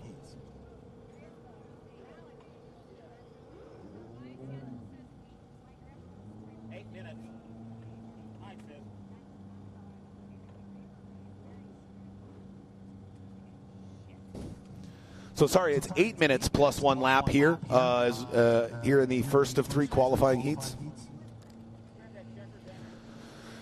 So we've just got the last couple of boats on the water here. We've got 2, 4, 6, 8. Who do we appreciate? 10, 11, 12, 13, 14. So we've got everybody on the water. I think we're just waiting. Our rescue crew had to assist the 37 Mason Rinker and get his boat on the trailer after it went dead down in turn number 1 in the opening qualifying heat in Tri-Hull. So it looks like also our rookie, the DD1 of Andy Miller, having some issues in that brand new Tri-Hull to him, the man from Disney, Oklahoma. So we got a local race in here on Grand Lake. So all you folks here in Grove, make sure you're hooting and hollering for the Tri-Hulls and your local man from Disney who spends his summers enjoying the beautiful what Grand Lake has to offer. I guess we're far enough south. You guys probably get to enjoy the lakes down here all year long. Again, being from Minnesota, the way we utilize our lakes in Minnesota from summer to winter are drastically different, right? In the wintertime, we're drilling holes in the ice, putting makeshift shacks and tents on the ice to do some fishing. We're definitely not running a boat, maybe a snowmobile or 2. But here in Oklahoma, you guys probably get to use Grand Lake all year long, which is awesome. And I had a chance to talk to the rookie Andy Miller, and he's very excited to be a part of the Formula One Powerboat Championships. Former offshore racer, racing with OPA for numerous years in classes 4, 5, and 6. Now moving over to the OPC, or Outboard Performance Craft division of the American Powerboat Association, which is the banner that we run under, or the division of the APBA that we run under here on the Formula One Powerboat Championship Series. Copy that. All right, we've got them on the water ready to go. Green flag, hot lap. Hot lap.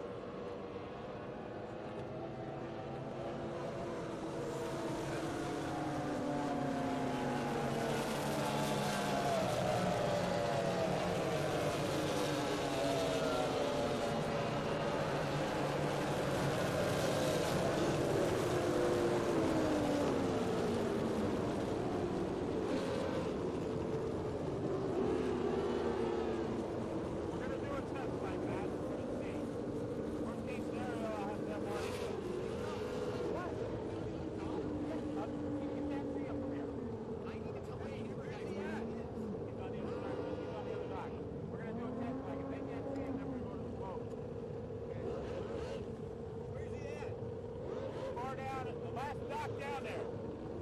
Yeah, go down there.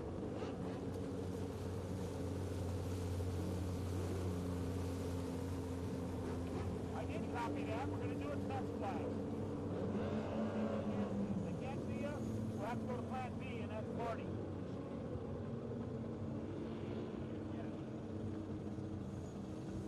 Copy that. Marty, go get that flag from down.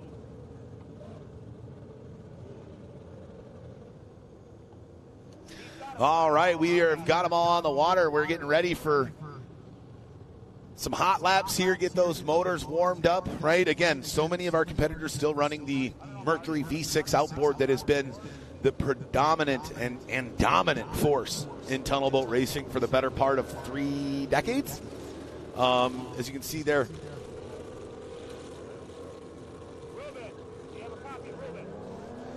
as we can see, let's take a look at our starting grid here.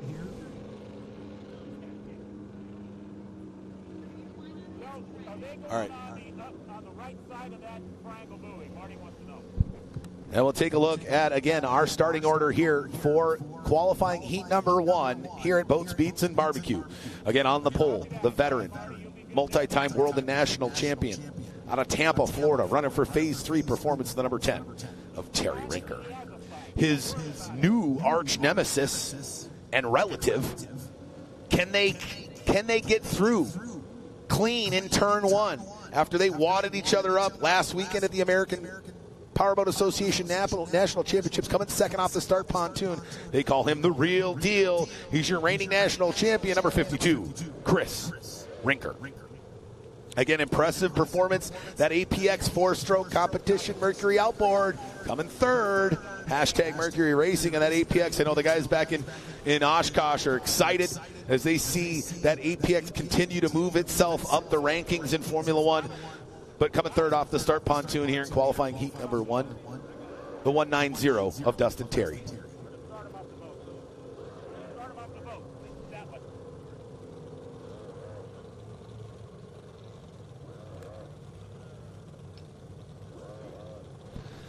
Fourth off the start pontoon, this young man and I lived about 10 minutes apart from one another back in Minneapolis. He resides in a suburb of Wayzata, Minnesota. A lifelong powerboat racer, the son of a powerboat racer. Actually, him and his father are both racing here today, but fourth off the start pontoon, running for WYSIWYG.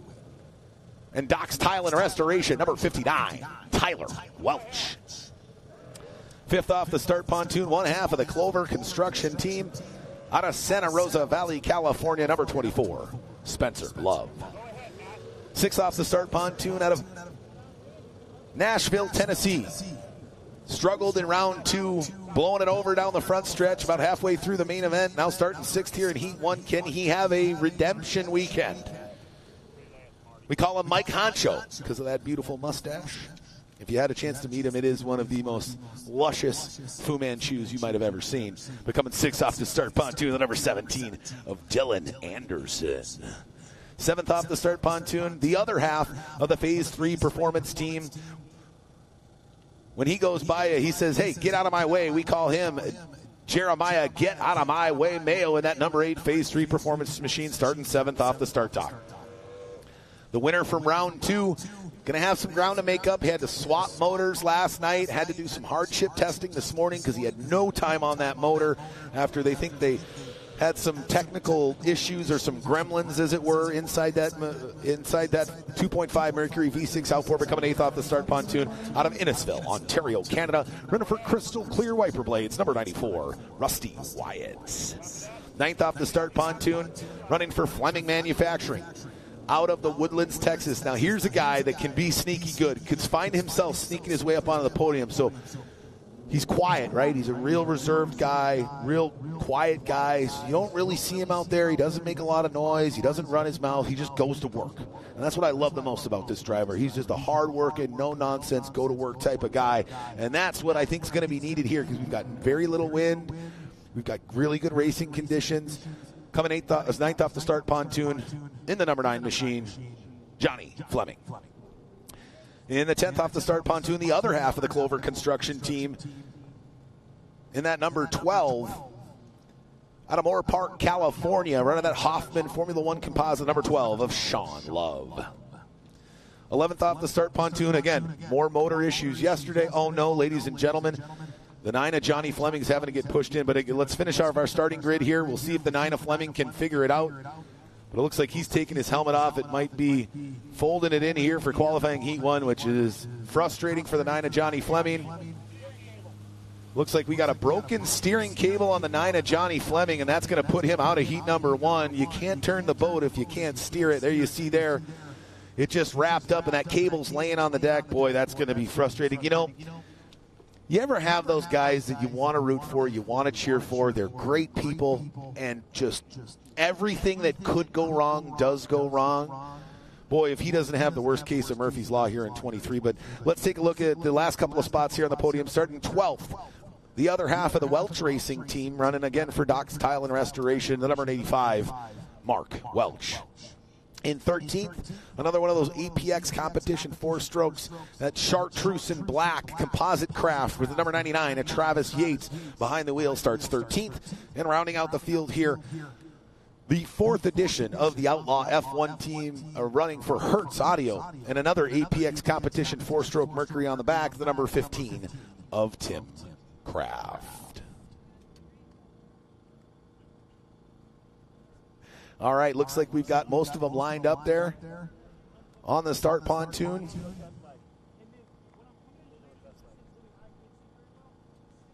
Again, this modified Le Mans start, for those of you here in Grove, we're going to start with 1 minute where you're going to see a flare go up. Once that flare goes up, yours truly is going to count down from 1 minute to 20 seconds in 10-second increments. So 1 minute, 50, 40, 30, 20. When I go 20, you're going to see this gray boat out here in the middle of the race course, right? With we've got the camera shot right on it right now. That's going to be, we're going to have our starter out there. He's going to raise a big orange flag. As soon as he even wiggles a part of that flag, you're going to hear these motors come roaring to life. Those boats are completely shut off. There is no power to that engine. Different than a Le Mans start, let's say in Formula One, where they're on but not in gear. Well, here's the difference. We don't have a transmission. It's go or stop. That's how we roll.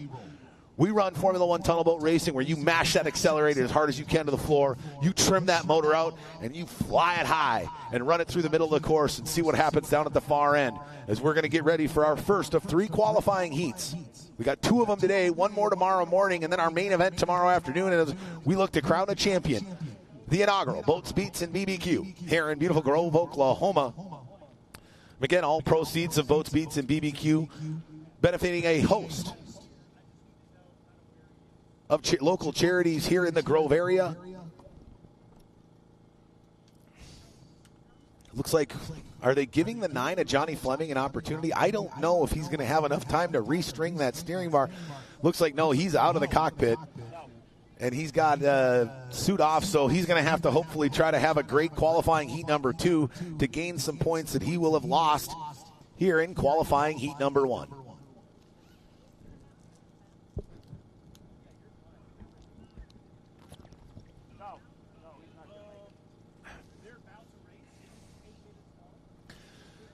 All right, just waiting to make sure everybody's lined up and proper spacing between our Formula One boats there as they're on the beach.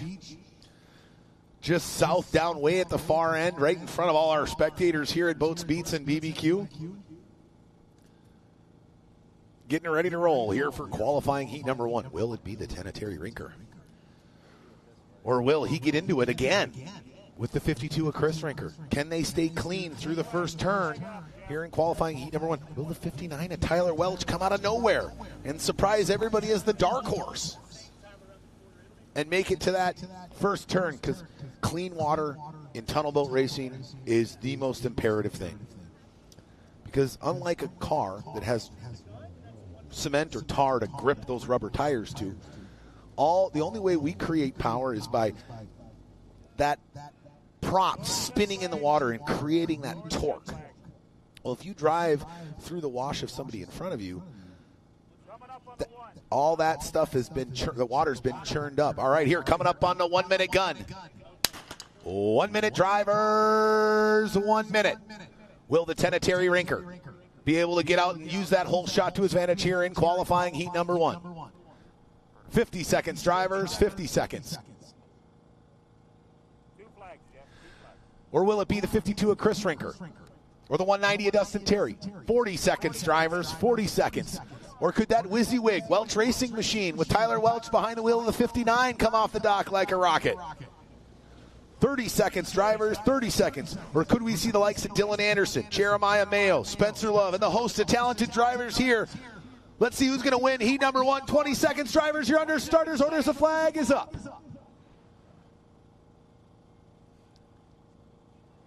He drops the flag, and they come roaring to life. Great jump there by the 52 of Chris Rinker, as well as the 59 of Tyler. No, excuse me. That's the 24 of Spencer Love. What happened to Welch and the 190 of Dustin Terry as they go through the middle of the course? Oh, no, something's really wrong with the 59 of Tyler Welch, but here we go. Down the back straight, through turns 3 and 4, and that will start lap 1 of this 8 minutes plus 1 lap qualifying heat here in Formula One, the Tenetary Rinker. He's got it dialed in and screaming. Look at him lay down the nose of that Hoffman Hall. 110, 115 plus miles an hour as he crosses the start-finish line to start lap 1. The 24 of Spencer Loves now has moved himself up from 5th to 3rd position, getting by the 59 of Welch and the 190 Dustin. Oh, watch out there. Terry goes through the wake of the 24 of Love and almost cuts off the 17 of Dylan Anderson. Now here comes the 8 of Jeremiah Mayo, and the 13 of Grant Schubert comes sneaking up as they are all battling for points here in heat number 1. But right now, it's the 10 of Terry Rinker out in front there. You see the battle. There's the 8 of Mayo on the inside, the 17 of Dylan Hess. Oh, look out there, right behind there. We almost saw the 94 of Rusty Wyatt get together with the 59 of Tyler Welch and the 13 of Grant Schubert. Continue to push hard. There's the 17 of Anderson, goes down in the corner. Our leader now already out of turns 1 and 2, now working his way back down to the north end of the course. Into turn 3, starting to stretch out a lead, but we got a battle going. Fourth, 5th, and 6th. There you see the 17 of Anderson, the 190 of Terry, and the 8 of Jeremiah Mayo right on top of each other, fighting for 4th, 5th, and 6th. These points are so crucial here in these qualifying heats because you get 50 points for winning qualifying. You get 150 points for winning the final for the season standing. So you need to do well in all qualifying heats and the final to really collect the most points for that season championship. There's the 13 of Schubert and the 8 of Mayo going in tight into the corner, as it looks like the 190 and the 17 of Anderson is starting to pull away from those two drivers from Richmond, Texas. Look at the 8 of Mayo just taking a face full of wash from the 13 of Schubert. Schubert driving them all over the race course, now sneaking up here into the conversation, the 94 of Rusty Wyatt. There we see the 52 of Chris Rinker come off the left corner there. Here he comes out of turn number 4. Then it's the 24 of Spencer Love. Oh, look out, the battle between the 190 of Dustin Terry and down tight to the inside, the 17 of Dylan Anderson. We got a dogfight for 4th here in the early stages of this first of 3 qualifying heats here at Boats, Beats, and Barbecue at this inaugural event on beautiful Grand Lake in Grove, Oklahoma. The 190 Terry now having to go tight to the inside. What a great job. He's driving the 17 of Anderson all over the course. Anderson's having to go inside, outside, and that's really not allowing him to make up the ground necessary to get by the 190 of Dustin Terry. As there's the 13 of Schubert, just continuing to push the 8 of Jeremiah Mayo. You know, these guys are friends off the race course, but they might start not being friends in the pits anymore because the 13 of Grant Schubert is driving the 8 of Jeremiah Mayo all over the race course. He has got to be screaming mad inside the cockpit of that Hoffman Formula One. As, hey, you know, 13 of Grant Schubert's like, well, hey, simple, man. Just get by me, and you don't got to worry about me driving you all over the course. The man driving, and then they've got another driver driving somebody else all over the course, and that's the 190 Dustin Terry hanging into 4th position. And he's been driving the 17 of Dylan Anderson all over the course. And this is exactly what the 10 of Rinker and the 52 of Chris Rinker want. They want those guys battling with each other so they can kind of pull away. Because, again, if you're tied in points, total elapsed lap times through your 3 qualifying heats are what's going to separate you. So the 10 of Rinker is trying to pull away, and pull away hard. So is the 52 of Chris Rinker. There you see the 94 of Rusty Wyatt starting to sneak up on the 8 of Jeremiah Mayo, and he's holding off the 59 of Tyler Welch.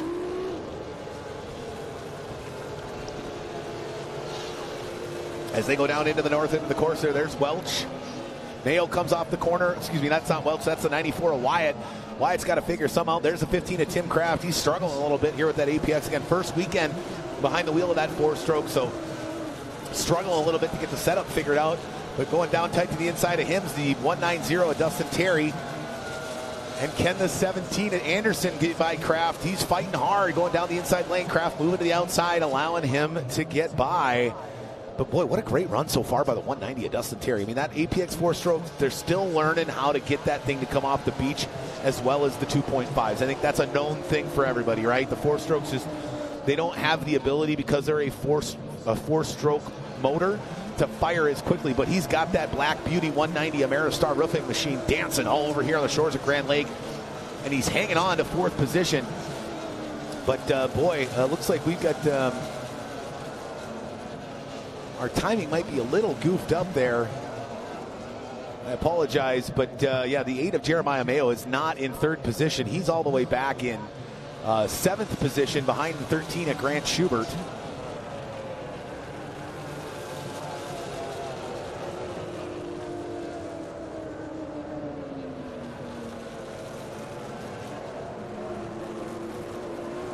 All right, looks like they're looking into some technical difficulties on that score on the transponder, the 8 of Jeremiah Mayo, but he's still back in 7th. But here comes the 17 of Anderson. We got a battle going on between these two that just continues to dogfight, and it looks like what happened to the 13 of Grant Schubert. The 13 of Grant Schubert, did he go dead in the water? Man, we focused on this battle between the 190 of Terry and the 17 of Dylan Anderson. And now here comes the 8 of Jeremiah Mayo up into the conversation because he doesn't have the 13 of Grant Schubert. pushing them all over the race course. I'm trying to find where the young man from Richmond, Texas is, and I cannot find him out here on the shores of Grand Lake. Boy, that's unfortunate, because you know he was having a heck of a good time driving his friend and competitor, the Ada Jeremiah Mayo, all over the race course, and I think he could have kept him at bay the rest of the race if he wouldn't have had some technical difficulties. But man, that's got to be frustrating. He grenaded a motor, or blew one up yesterday. I had to put the backup motor on, and hopefully he's not going to a third motor here in 2 days. But the Ada Jeremiah Mayo now going down to the inside. Look at this battle we've got for 4th, 5th, and 6th. We got a doozy of a battle going on, as the 190 is on the outside, the 17 of Dylan Anderson on the inside, and the Ada Mayo way wide to the outside there as they all try to find clean water. Now, Mayo's got to stay out in lane 3. Now they're going to have some back markers to contend with as the 190 is looking to get by the 95. Docks Tile and Restoration of Mark Welch, but look at that overhead shot. The Ada Mayo just getting washed down, cutting through the spray of the 17 of Anderson. Now he's going to go to the inside lane. Are they going to leave him a lane? He's trying to get down to the inside of Anderson. No, Anderson cuts him off and shuts the door, and he's got to cross back through the wake. Great job there by the 17 of Dylan Anderson, fighting hard to hold the hard-charging Jeremiah, get out of my way Mayo at bay here in this first 3 qualifying heats. 1 minute plus 1 lap remaining here. It has been the Terry Rinker Show.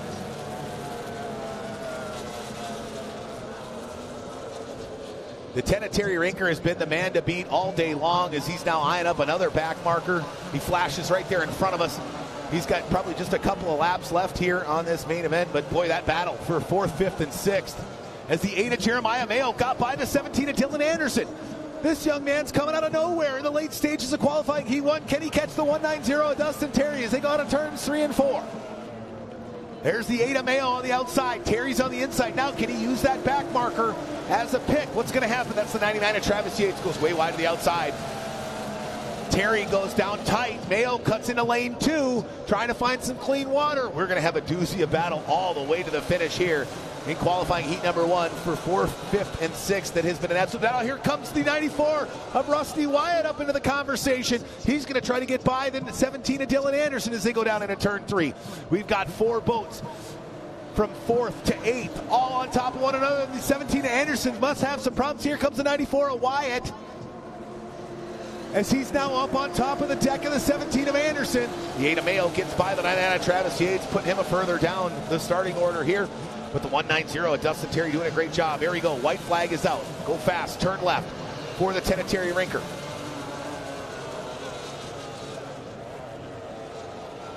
As our 10 of Terry Rinker goes down into the turns numbers 1 and 2, you see that pack of boats fighting for 4th to 8th. Let's find our leader, the 10 of Terry Rinker, as he goes down the backstretch now. There he goes, getting by the 12 of Sean Love. Oh, excuse me, that's the 15 of Tim Kraft. But he goes down out of turn number 3. The 52 of Chris Rinker has done a great job of hanging with him, even though the 10 of Rinker had the whole shot. Ladies and gentlemen, let me hear you put your hands together. Going wire to wire here in heat number 1 out of Tampa, Florida. Number 10, Terry Rinker. Finishing in second, just about a second behind him, the 52 McLean Trailers Rinker Boat World of Chris Rinker. In third position, now let's scoot in third position, the 24 of Spencer Love.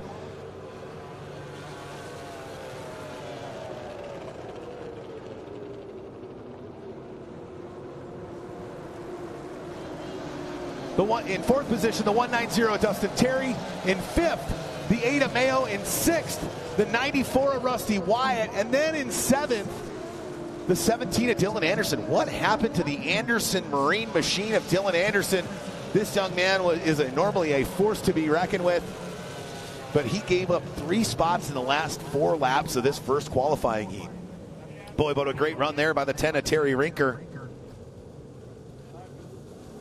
What a great run there by the 10 of Terry Rinker, and a solid job by the 52 of Chris Rinker to hang with him. Those two really kind of separated away. Right behind them, the 24 of Spencer Love.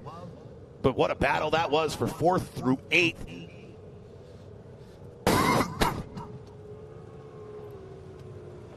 Sorry about that, folks. Had a tickle in my throat this morning. I ate a bug a little bit earlier. Not on purpose, but I've been struggling with that so far here. Hopefully we can get a chance to talk to the 10 of Terry Rinker and have a chance to get him down here on the start pontoon and chat with him about what it was like to go wire to wire there in heat number 1.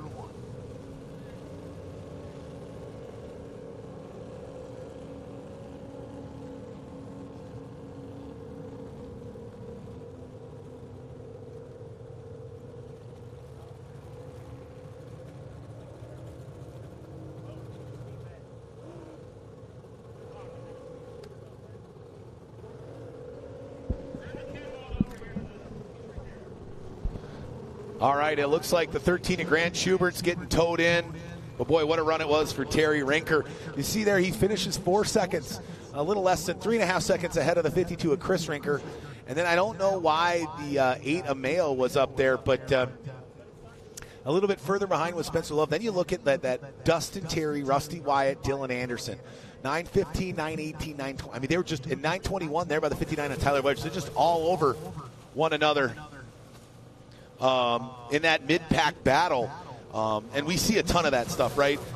Clean water is so important in tunnel boat racing that sometimes you'll see those top couple of boats really start to separate themselves from the rest of the field. And those mid-pack battles, though, can be absolutely brutal in the Formula One class. And we saw a great battle by the 190 of Dustin Terry, the 17 of Dylan Anderson, the 8 of Jeremiah Mayo, and the 94 of Rusty Wyatt.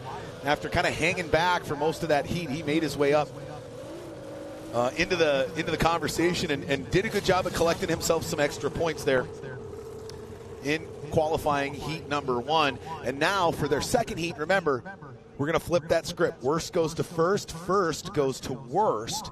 So now Rinker's going to have to start 14th off the start pontoon and work his way through the traffic. That's going to be the real test, right? Can he do that again? Or will the 52 of Chris Rinker be able to do a better job of that? Because he's going to be one spot closer to the start pontoon, to the top spot on the podium at the start pontoon for heat number 2. Or could it be the 190 of Dustin Terry? Again, if he can get a good enough jump, that 4-stroke's got some stupid top-end power. I mean, he was screaming out there, and what a heck of a job he did. I mean, he kept 4 top competitors at bay for the bulk of that qualifying heat. And boy, he's going to have his hands full, but I think Dustin likes it like that. And joining me now is going to be the man who won heat number 1.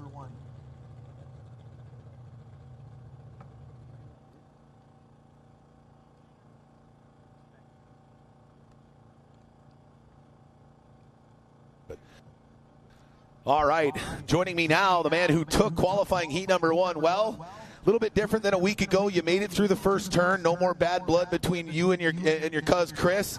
He gave you a lane, and boy, you ran that thing wire to wire. Got to feel good to get back out and actually finish a qualifying heat, unlike last weekend, huh, Terry? First heat last weekend was not fun. Fortunately, we got out there the way we wanted to. Great time trial lap to get on the pole, and motor fired and got us out there where we needed to be. And thanks for Chris for the lane, and thanks to Ashton and all my crew calling the race. I mean, it was just an excellent job by everybody.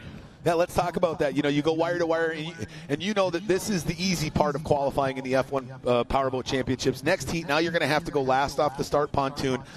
What's that going to be like with the guys like Chris Rinker, Dylan Anderson, your teammate Jeremiah Mayo, the 190 of Dustin Terry? Boy, they were slugging it out. What are you going to have to do to work your way all the way through the pack to try to continue to gain points and secure that pole position for our main event tomorrow? Yeah, no doubt it's been tough coming from the back. I've had over 40 years of experience getting through that stuff, so I think I can use that knowledge to get through it safely, and work our way towards the front. Right on, man. Well, hey, we'll let you get back. We know you got a jam-packed, busy day. I don't know. You're always tinkering and working on that machine to try to push it to the limit and get it better. But congratulations for another heat win on the way to potentially your inaugural win here at Boats, Beats, and Barbecue. That would be great. Thank you. Right on. That's the 10 of Terry Rinker, your winner from qualifying heat number 1. Going wire to wire. Can he do that same thing in heat 2? That's a tall order.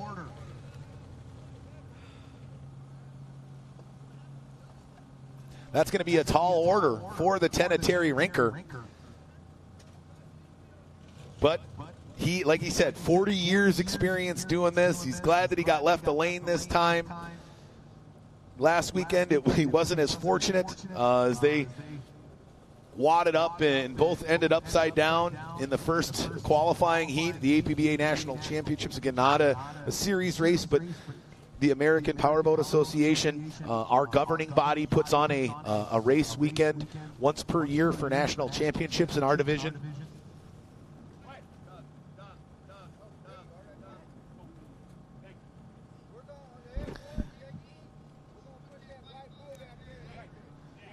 All right, and boy, where I was really surprised there in Heat 1, to be honest, what happened to the 59 of Tyler Welch on that start? He did so well in fast lap qualifiers. He qualified 4th. He found himself in 9th before he finished the first lap. He just didn't fire off the beach. There you see his teammate and father, the 95 of Mark Welch, still waiting to get pulled in. Actually,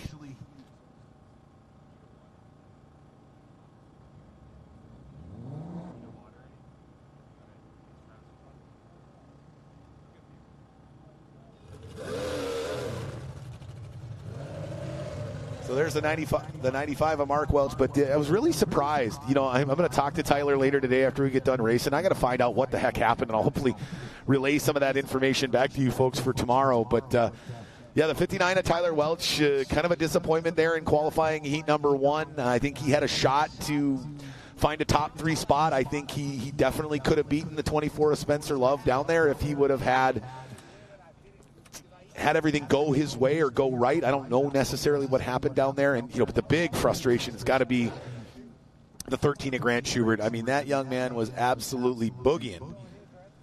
And the motor just went away on him. He ended up having to get pushed in from down near the start beach. He kind of pulled off the race course. But hopefully the gremlins or the issue that has caused that is only going to be short-lived for the 13 of Grant Schubert. But coming up next, we've got the Formula Lights in their first of 3 qualifying heats here at Boats, Beats, and Barbecue on Grand Lake. We'll be right back with more racing action here at the 3rd round of the 2023 Formula One Powerboat Championship Series. Boats, Beats, and Barbecue here on Grand Lake in beautiful Grove, Oklahoma.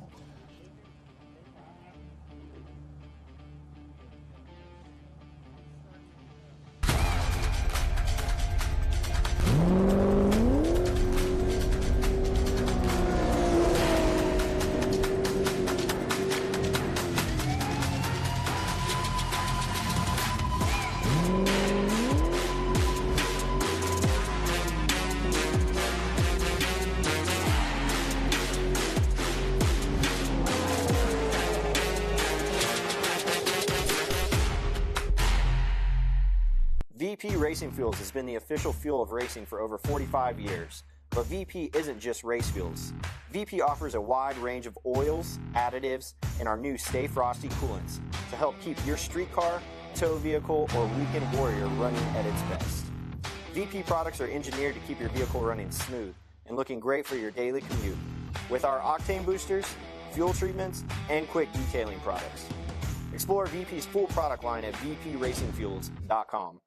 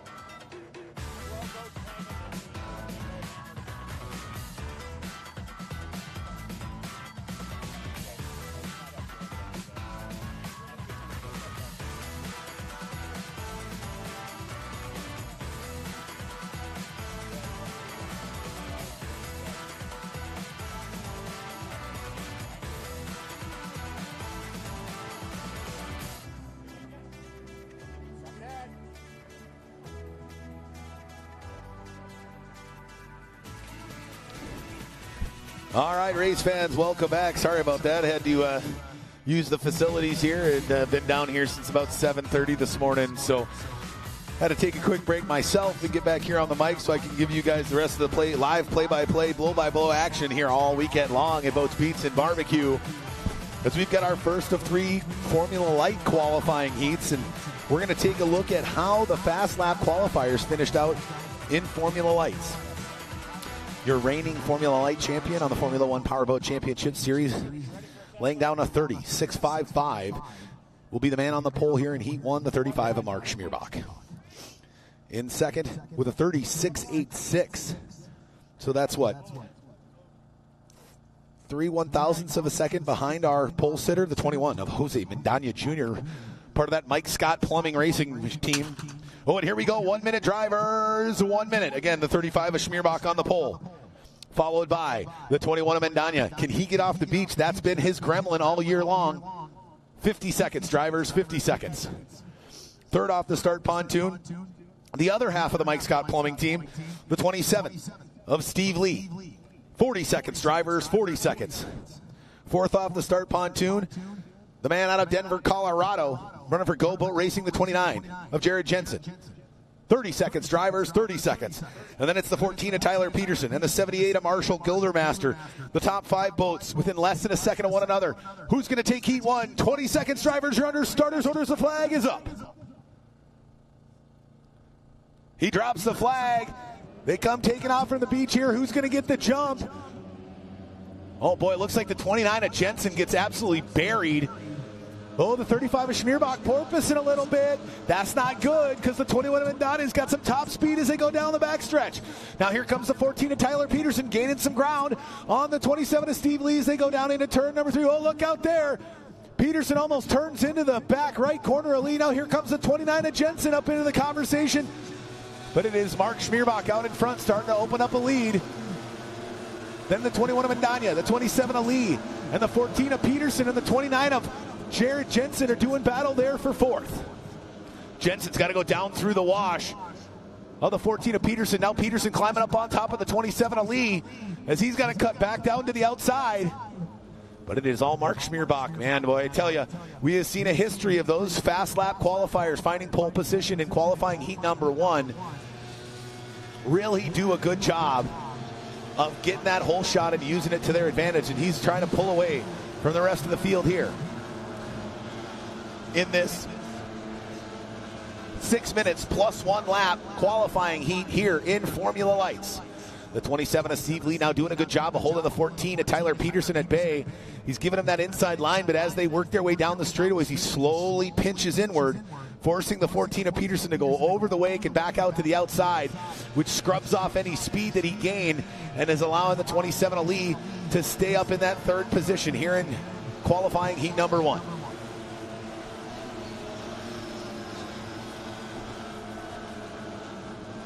There goes the 21 of Mendaña off turn number 2. Now Lee going to the outside, running right through the wash. Oh boy, he squirrels down to the inside and kind of kicks out a little wash just to scrub up the 14 of Tyler Peterson a little bit. Tyler Peterson running for Latitude Dispensaries out of Lake of the Ozarks, Missouri. Well, right through the spray, and look at how far the 27 of Lee separates after the 14 of Tyler Peterson just cannot figure out how to get to the outside of that wash quickly enough coming through turn number 4. There's our leader, the 35 of Mark Schmierbach, already off turns 1 and 2, heading north.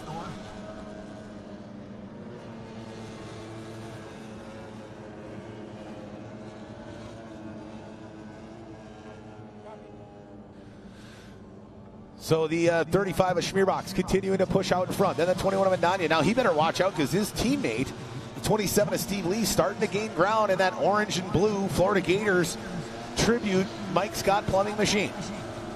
There's the 21 of Mendaña in that real short Grand Prix hull. Crazy top end. Struggles off the beach. A little bit better today, but boy, he's struggling to find an answer for the 35 of Mark Schmierbach. And the 21 of Mendaña knows he's got 3 qualifying heats. And again, the next heat is going to be flipping that script. So first goes to worst goes to first. So can he get off the beach well enough and have it come down to that third and final qualifying heat to see who's going to get pole position for our main event tomorrow? Again, they're going to run 2 qualifying heats today, 1 tomorrow, just like we do in Formula 1. And we're going to run 3 Texas Tri-Hall qualifying heats. There's the 27 of Lee going down. The 14 of Peterson kind of hanging with him there, doing a good job. The 29 of Jared Jensen starting to fall off a little bit.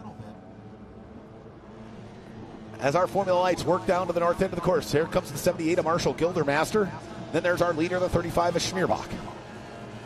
Schmierbach, the guy's been dominating Formula Lights for the better part of 2 decades. Really never had a desire to move up into the large boats. He likes these smaller crafts. They're very underpowered. Really, if anybody wants to get into tunnel boat racing, this is where you start. You start here in Formula Lights. It's a great class to help you learn how to drive a boat. Again, these things are running 2-cylinder. 45 cubic inch OMC outboards, 2-cylinder motors doing upwards of 80 plus miles an hour. It's impressive. Now the 78 of Marshall Gildermaster is hanging tight on the inside. This could be what the 21 of Mendana needed as they go down into turn number 1. There you see the 35 of Schmierbach hanging off his back hip. Gildermaster not moving out of the way, but holding his line and allowing 35 of Schmierbach to run wide on the outside. Now we got a battle down there for third, as the 14 of Tyler Peterson has started to creep up on the 27 of Lee. There's the 78 of Gildermaster hugging it tight to the inside, who gets a little too tight there. Almost spins out down in turn number 3. Makes it off of turn 4, but the veteran Schmierbach working it wide to the outside. And here's the battle that we had going on down on the other end of the course just about a half a lap ago. The 14 of Peterson was all over the 27 of Lee. Now he's moved back a little bit, but still just a couple of boat lengths between the man out of Ocala, Florida, running for Mike Scott Plumbing, and the young man from Minnesota running for Latitude Dispensaries in that red Danish-built Molgard Formula Light. Molgard had never had a Formula Light until 2 years ago, and until last year, when the 14 of Tyler Peterson brought this boat, had this boat brought over along with the one driven by the 78 of Marshall Gildermaster, had those shipped over from Denmark. Running the Formula 4 4-stroke series over in Europe. They wanted to see how they were going to compete here in the Formula Lights class, and boy, that 14 machine has done well. Struggled a little bit this weekend, but they put that boat to get back together after a nasty incident at the National Championships. Actually, the 14 of Tyler Peterson, the only boat that was involved in accidents last weekend that was able to make it through. You see there, the 27 of Lee now has got to go wide outside of the 78 of Gildermaster. Now can the 14 of Tyler Peterson use that to advantage, but he gets caught up in a double wash between the 78 of Gildermaster and the 27 of Lee. Now he makes his way up by the 78 of Gildermaster, getting by now. He's still trying to track down the Mike Scott Plumbing team that sits in second and third. But boy, what a great turn off the corner there. And the 14 of Peterson really starting to close the gap. As we see the white flag come out for our leader. As this battle continues, let's stay with the 14 of Peterson and the 27 of Lee. Lee having to go wide to the outside. They're deck to deck down into turn number 3. What's going to happen? Oh, they get up on the decks. Lee leaves him a lane, but he's able to keep the RPMs up with the final lap and stay ahead of the 14 of Peterson. Now Peterson's got to cross through the wake. We got a doozy in that third position battle. Battling for P3. Now the 14 of Peterson knifes it hard down to the inside. He's got the inside line short way around the course. Can the 27 of Lee use the extra RPMs he gained going wide out of turn number 2 to hold off the 14 of Peterson? He does now. Peterson's got to move it. Ladies and gentlemen, your winner in qualifying heat number 1, the 35 of Mark Schmierbach. In second, the 21 of Jose Mendana Jr. And here comes the battle for third. The 14 of Peterson emerges from the spray, going down to the inside, but holding on and taking third in qualifying heat number 1, the 27 of Steve Lee. In fourth, the 14 of Tyler Peterson. In fifth, the 29 of Jared Jensen. And rounding out the field here, the 78 of Marshall Gildermaster. What a great run there by the 35 of Mark Schmierbach. As he runs it wire to wire here in qualifying heat number 1. Doing exactly what the Tenetary Rinker did in the Formula 1 class. Again, that's been a consistent theme here on the Formula 1 Powerboat Championship Series. That first qualifying heat, that pole sitter that sets the fast lap seems to be able to run wire to wire. We didn't see that in Texas Tri-Hall, though. That's probably the only place where we don't see that happen as regularly as we do in our other classes. We saw the 6 of Dustin Terry get by the 13 of Grant Schubert on the last couple of laps in that opening qualifying heat in Formula Lights. As we see everybody's come back in. Now coming up next, we're going to bring the Texas Tri-Halls back out for qualifying heat number 2 of 4. before their main event later on today. Again, here the inaugural Boats, Beats, and BBQ. What a great event here in Grove, Oklahoma at Wolf Creek Park on Grand Lake, the lake with the most shoreline in the United States. Boats, Beats, and BBQ presented by Mid-America Outdoors and the city of Grove, Oklahoma, together bringing you this inaugural event on Labor Day weekend on Grand Lake. The event is for the community and benefits the community. All ticket proceeds go to area nonprofit organizations and charities doing work to better the area in various ways. Please join us in supporting these organizations while having a great holiday weekend. Don't forget, at the conclusion of racing today, it's rock night for the Beats portion of Boats, Beats, and BBQ. Dead Metal Society, the Midwest's premier 80s hair metal band, is going to be kicking things off with Don Felder, formerly of the Eagles. Second bill on our rock night here at Boats, Beats, and BBQ, former lead guitarist of the Eagles, one of the most popular and influential rock groups of our time. Don has forged an impressive career as a top-tier solo artist and even has successful singles for film scores. And rounding out the rock portion of Boats, Beats, and BBQ, Brett Michaels, formerly of Poison. Fresh off his Stadium Party Gras tour, Brett's bringing the electric show to Boats, Beats, and BBQ. All killer Poison hits and no filler. Tomorrow it's going to be country night with the Aces Wild Band bringing the party everywhere they go. Tim Montana coming second bill. The country rock singer-songwriter has toured with Kid Rock, ZZ Top, and rounding out the Lax. Country rap duo based in Baxley, Georgia, started by Clay Sharp and Brian King over a decade ago, combining the styles of country, southern rock, rap, and blues to form their own unique style and sound. Again, we've got, that's the Beats portion. The BBQ portion, well, that's a Kansas City BBQ Society-sanctioned backyard competition being ran by the Oklahoma Barbecue Society, the #1 ranked KCSB backyard team, along with several other top 25 teams here competing for great payouts, including the People's Choice Award Saturday and Sunday. That's right, the People's Choice Award for all you folks here at Grand Lake.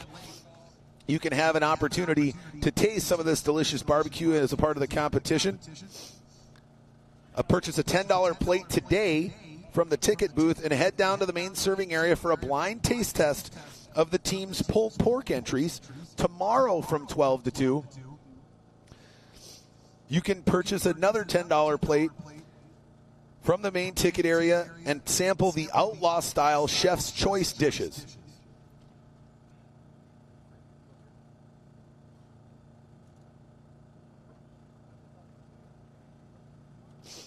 All right, and we've got the tri-hulls. The final few tri-hulls are getting themselves loaded in the water. The nice thing about the tri-hulls is most of these guys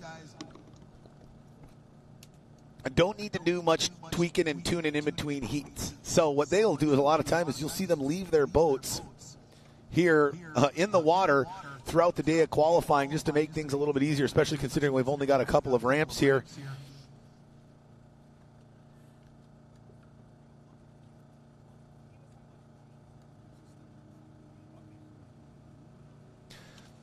All right, well, before we get started with the Texas Tri-Hulls, joining me now and the man who went wire to wire in qualifying heat #1 in Formula Lights, the 35 of Mark Schmierbach. Well, Mark, we've done a lot of these the last few years, and no different here. It seems like, boy, if you can get the fast lap qualifier, that whole shot and that pole position is very beneficial in qualifying heat 1.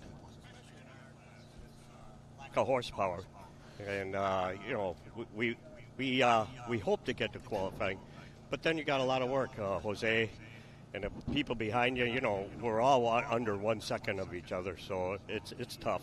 Yeah, for sure, and that makes heat #2 even that much more difficult with these 2-cylinder 45 cubic inch OMCs, like you mentioned, underpowered. Right? How hard is that gonna make it for you having to start now 6th and last off the start dock for qualifying heat 2 later on today? I think it's very difficult because this is a real short course, and passing is going to be at a premium, especially when you got more of the veterans in the front that know how to get around the race course. So, you know, we definitely got our work cut out for us. Yeah, the water out there a little smooth, but I saw you limping when you came up here. Still take a beating in that Formula Lights machine, even with some clear water, huh? No, not really. It's just old age, catching up with me.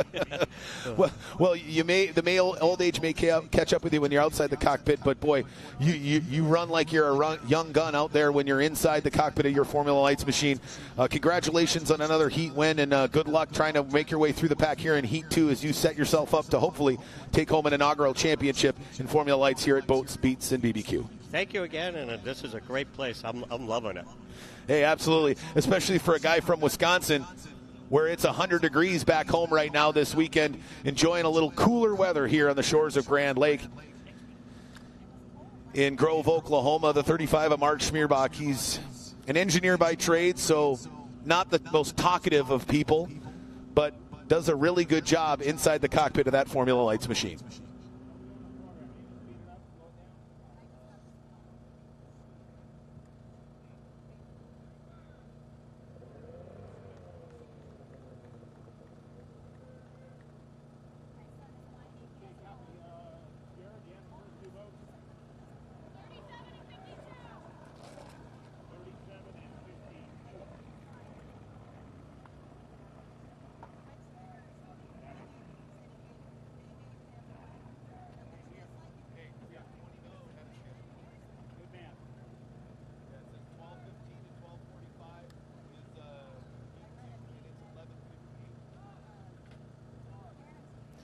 All right, well, we're going to take a quick break here, thanks to more of our sponsors, and we'll be right back with qualifying heat number 2 here in the Texas Tri-Hull class.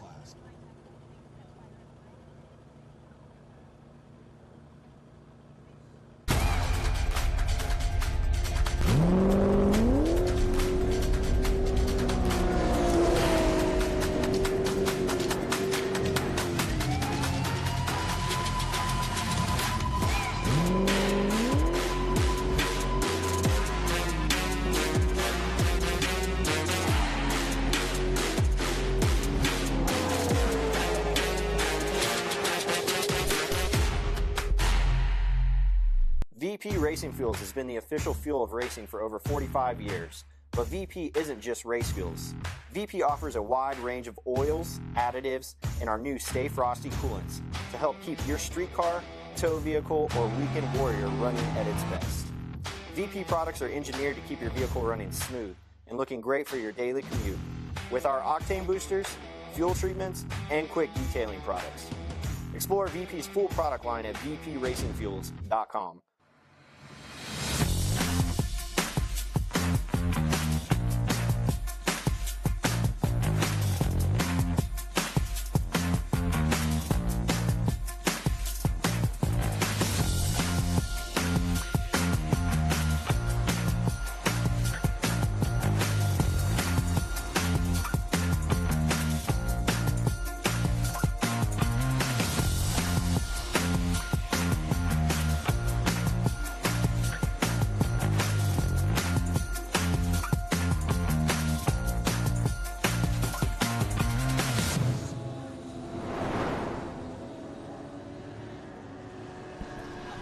All right, race fans, again, Mercury Racing, Kicker Marine Audio, the official series audio partner of the Formula One Powerboat Championship. Kicker Marine Audio produces real marine audio components, meticulously designed and engineered and built with durability to withstand harsh marine environment and the power to be heard with clarity, even in an open-air environment, just like Formula One racing.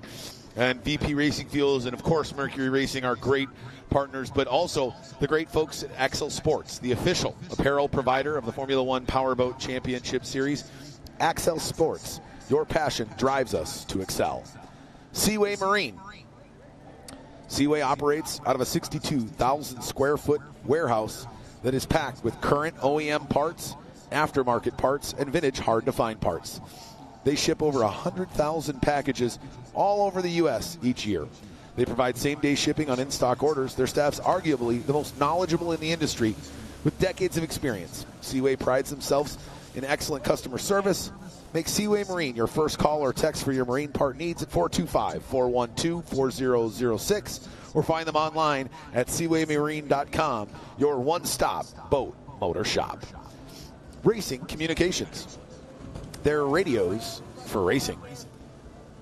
Seabolt Sports, world champion, powerboat racing since 1939. JH Performance Boats, custom handcrafted shallow water bay boats built with the highest quality materials. And Moto Marketing Group. Big shout out to KP and the great folks at Moto MG, providing award-winning advertising and strategic marketing solutions to any size company or team with one-on-one service and consulting.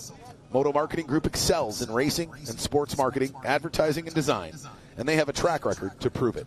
From boats, cars, to motorcycles, if it has an engine, they can make it scream.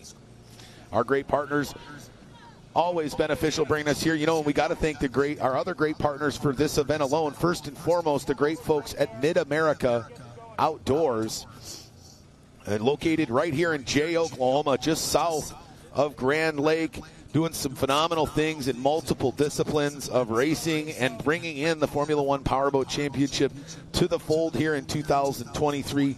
Not only are we going to be doing Boats, Beats, and BBQ here in beautiful Grove, Oklahoma, but we're also going to be the Legends of Havasu the final weekend of October, and we're going to be running with the great folks of Mid-America Outdoors. Again, gotta love the great folks that are a big part of Mid-America Outdoors and a big part of us, and that's the great folks at Good Boy Vodka. Good Boy Vodka, a new vodka on the scene. Really a lot of proceeds helping from Good Boy Vodka to go to provide specialty dogs for military veterans with PTSD, helping them get back to a normal life. Big shout out to the great folks at Good Boy Vodka. Can-Am, everything 2 and 4 wheels, the great folks at Can-Am, even 3 wheels, a great partner of Mid-America Outdoors as well as ours. And finally, Ultimax, high performance belts in your side-by-side or UTV. Check out the great folks at Ultimax Performance Belts by Timken. All right, we've got them lined up and ready to go. Again, we're going to flip that script. Worst goes to first, first goes to worst. So your winner from qualifying heat number 1 outside of our rookie here at Boats, Beats, and BBQ, the DD1 of Andy Miller. You're going to see our winner from heat number 1, the 9 of Dustin Terry, come outside of row 1.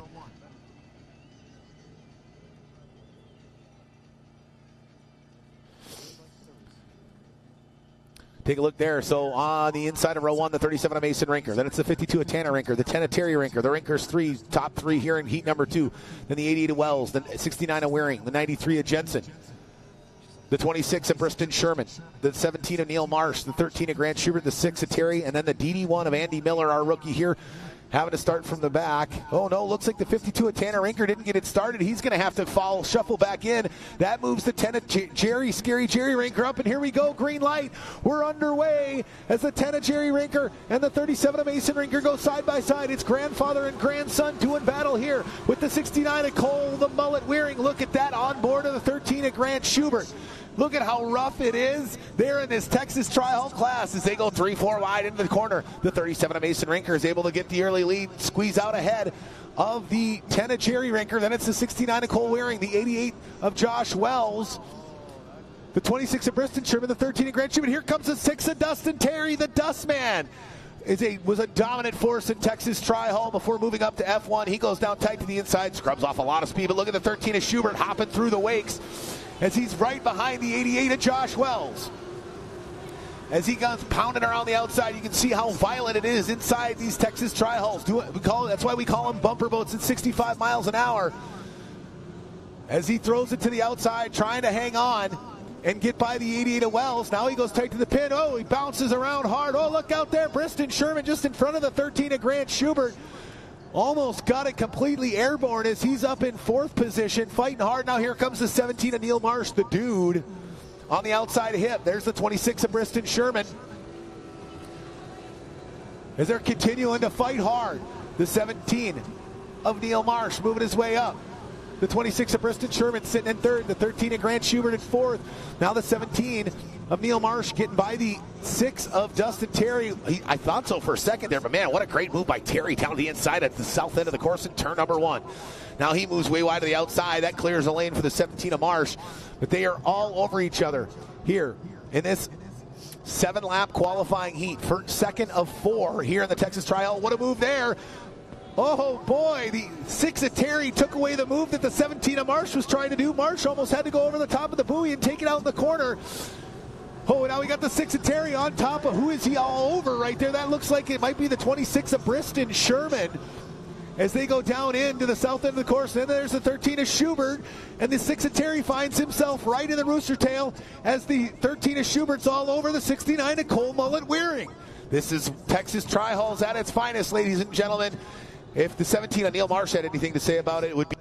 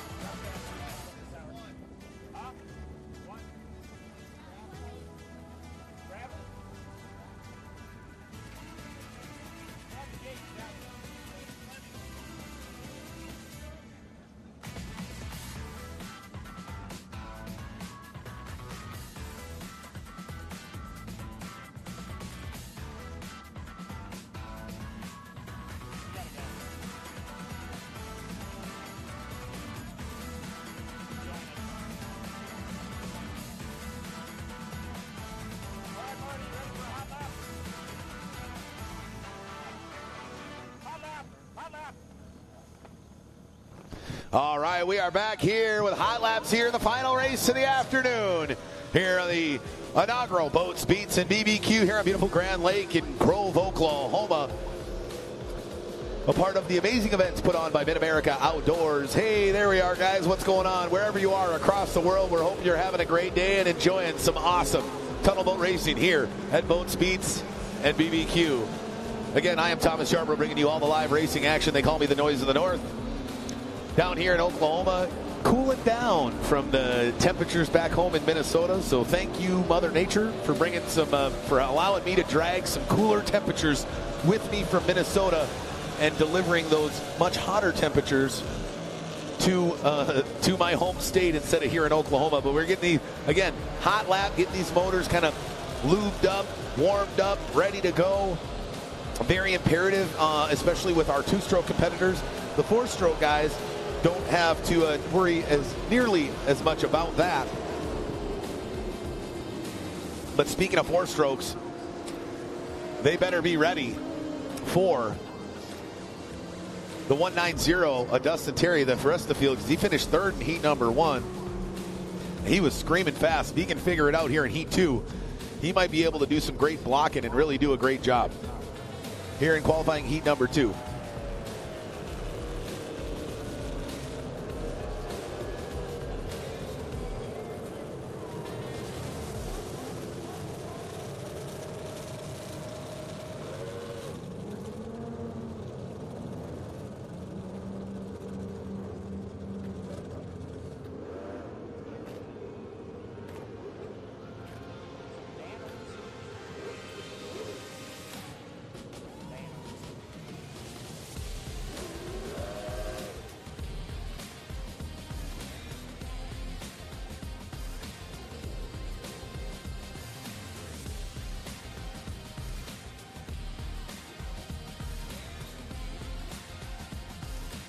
All right, there we see. Look at all the people hanging out on the pontoons, chilling in the great cool waters here at Grand Lake.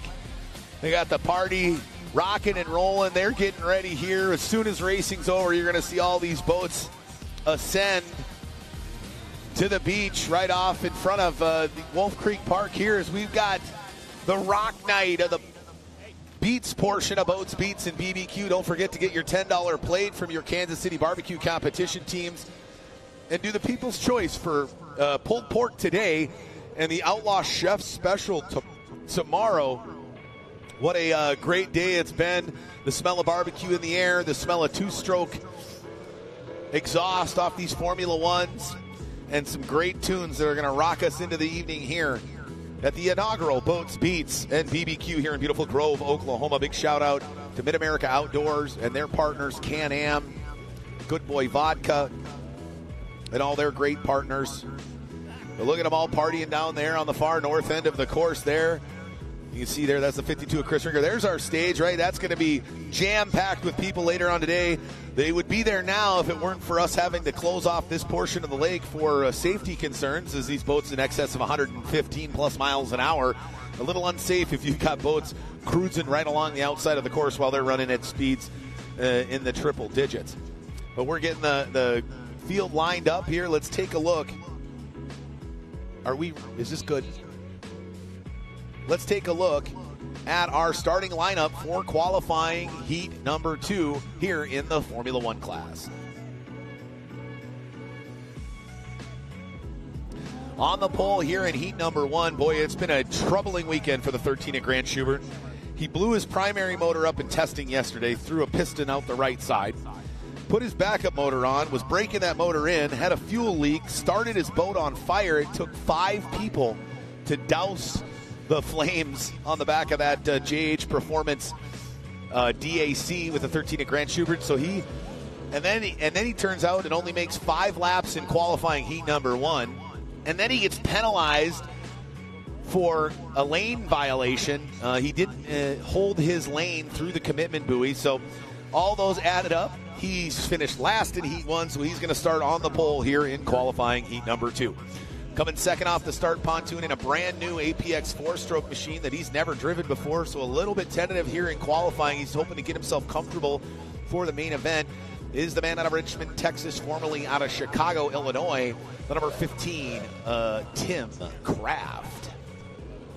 Third off the start pontoon here is one half of the Welch Racing team out of Wayzata, Minnesota, the number 95 of Mark Welch. Fourth off the start pontoon, running for Yates Racing, Snap-on Tools and JH Performance, the number 99 of Travis Yates. In fifth position, the number 12, one half of the Clover Construction Racing team, the rookie here in 2023, the number 12 of Sean Love. In sixth position, started fourth after fast lap qualifiers and had probably the worst start of his career off the beach. I don't know what happened, but sixth off the start pontoon after a ninth place finish in heat number 1, the number 59 of Tyler Welch. Seventh off the start pontoon, I don't know if his motor was going away or what. That thing is not performing what I'm used to seeing out of the 17 of Dylan Anderson. Finished 8th in heat number 1. Starting 7th here in heat number 2, the 17 of Dylan Anderson. And then you see the next three, right? 8, 9, and 10. The 190 Dustin Terry, what a gem of a performance, who's starting in 10th there in heat number 1. He held the 8 of Mayo, the 94 of Wyatt, and the 17 of Dylan Anderson at bay for every single lap of that first qualifying heat. He did it well. But starting in 8th, the number 94 needs to get better here in heat number 2 of Rusty Wyatt, the Innisfil, Ontario, Canada native, our lone Canadian here at Boats, Beats, and BBQ. 9th off the start pontoon, Jeremiah Get Out of My Way Mayo, one half of the Phase 3 performance team. They're starting in 9th position here in qualifying heat number 2. And then our top handful of qualifiers from heat number 1 are going to round out the grid. In 11th, the number 24 of Spencer Love. In 12th, the 52 of Chris Rinker. And in 13th, our winner from heat number 1 who went wire to wire, the number 10 of Terry Rinker. And unfortunately, the number 9 of Johnny Fleming unable to get that steering cable fixed after it snapped just before the start of qualifying heat number 1. And he is still in the pits and is going to be a DNS for both heats 1 and 2. Boy, that's going to make it tough from a points perspective, but hopefully he can get that figured out and ready to roll for tomorrow so he can hopefully gain some good points in heat number 1 and try to put a good showing on in the final. But frustrating for the young man out of Woodlands, Texas, as he's going to be a scratch here in heat number 2, the 9 of Johnny Fleming. All right, we've got him lined up. We've got him lined up here on the shores of Grand Lake, getting ready for word from Chief Referee Doug Ray that they are all lined up in proper order with proper spacing as we run our modified Le Mans start here in qualifying heat number 2. All right, we're going to test flag for our drivers so they can see where that flag is at. All right, ladies and gentlemen, coming up on the 1 minute gun. 1 minute drivers, 1 minute. Ken, the competitors who struggled in heat number 1, gather some important points here in heat number 2 as you see the 13 of Grant Schubert starting on the pole. 50 seconds, drivers, 50 seconds. Could the likes of Dylan Anderson, Rusty Wyatt, and Jeremiah Mayo, who are in that mid-pack, make a move here in heat number 2? 40 seconds, drivers, 40 seconds. Could the 190 of Dustin Terry win another heat with that 4-stroke APX competition Mercury outboard on the back? 30 seconds, drivers, 30 seconds.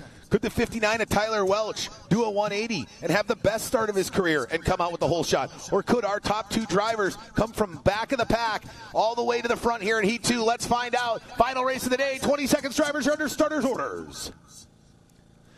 He drops the flag. They come roaring off the beach. Great jump there by the 13 of Schubert and the 59 of Welch, as well as the 17 of Dylan Anderson. They run the gates there. Oh, look out. Somebody's getting real tight. That's the 59 of Tyler Welch. Looks like he goes way down tight to the inside. Who's going to come out on top? It's the 13 of Grant Schubert. Makes his way through the chute first as they all try to get through. Boy, the 52 of Rinker and the 10 of Rinker really mired way back there. Did not get a good shot as they slide 5 wide.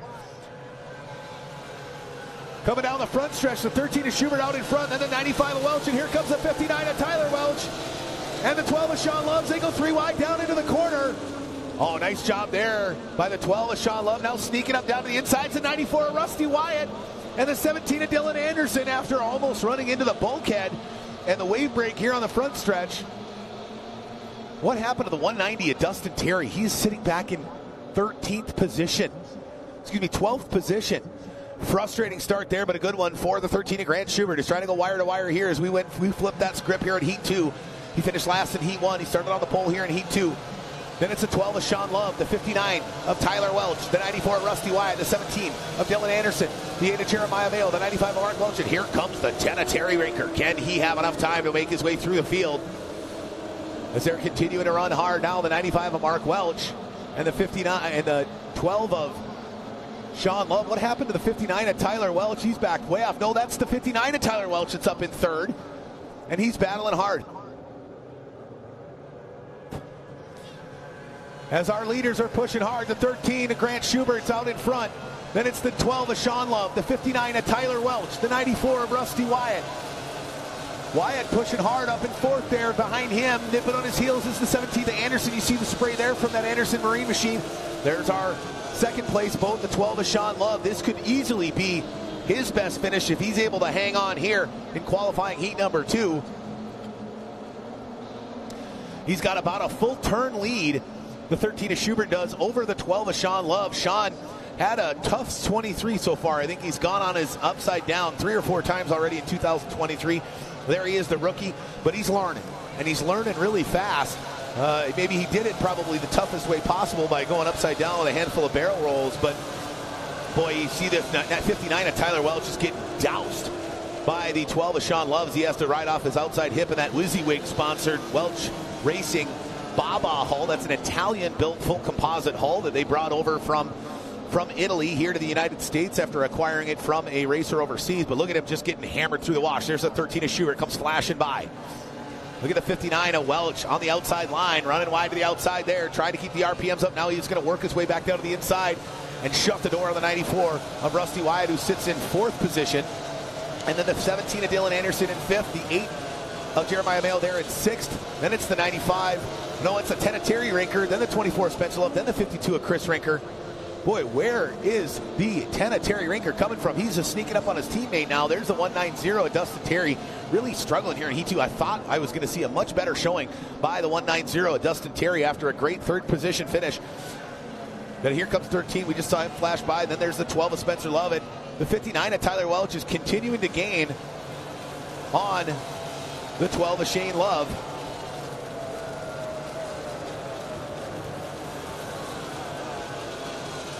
As they continue to push out, there's the 17 of Dylan Anderson sitting in 4th position, trying to track down the 94 of Rusty Wyatt. A little bit better here in Heat 2, but a little bit off the pace so far from what I've expected out of the 17 of Dylan Anderson, or come to expect here by that masterful driver out of Tennessee. There's the 94 of Wyatt. And here come our leaders flashed by. Now it's the 12 of Love and the 59 of Welch, who continue to do battle. Nice job by the 12 of Sean Love as he stand tight to the inside and will not allow the 59 of Tyler Welch any room, forcing the young driver out of Wayzata, Minnesota. Maybe young in age, but tons of experience in a big tunnel boat. But the 12 of Love doing a good job there. There's the 94 of Wyatt now starting to gain ground on the 59 of Welch, because Welch is having to drive all over the race course to try to get by the 12 of Sean Love. There's the 24 of Spencer Love flashing, and there's the 13 of Grant Schubert starting to sneak up on him as he gets by his teammate, fellow Outlaw F1 teammate, the 15 of Tim Kraft. Now he goes down into turn 1, off turn 1, now out of turn number 2. Puts on its tail, 105, 110, 115 plus miles an hour as that JH Performance Formula 1 DAC is pushing down the backstretch. Here's that battle again for 2nd and 3rd. The 12 of Sean Love making his way down into turn number 3. He sets it off a 3. Welch just struggling, and here comes our leader, sweeping it by the outside, keeping those RPMs up. Now he's got a nice little clean section of water. He's going to run it hard here as he was able to get by his teammate, the 15 of Tim Kraft. There's the 12 of Sean Love. Oh, sorry, that's the 95 of Mark Welch, who's another lap traffic. Looks like he's struggling quite a bit out there. Is the 95 of Mark Welch. The 15 of Tim Kraft cut him some slack. This is his first time with that APX 4-stroke competition Mercury outboard on the back. Oh, look out there. Was that the 12 of Sean Love? He had to cut way to the outside. This could be exactly what the 59 of Tyler Welch was looking for. As he go out of the outside, we got the 59 of Tyler Welch and the 12 of Sean Love side by side. And a look at the 59 of Tyler Welch walking it down the front straightaway. As he walks it by the 12 of Sean Love and shuts the door. Oh, he leaves him a lane, but we got them all wadded up. You got the 94 of Wyatt, the 12 of Love, the 59 of Welch.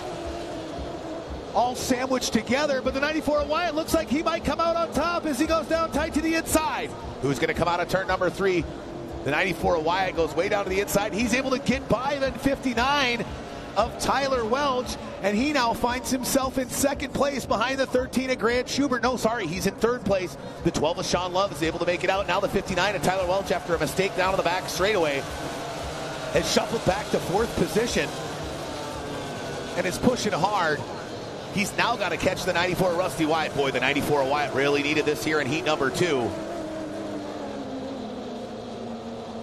As they're pushing hard.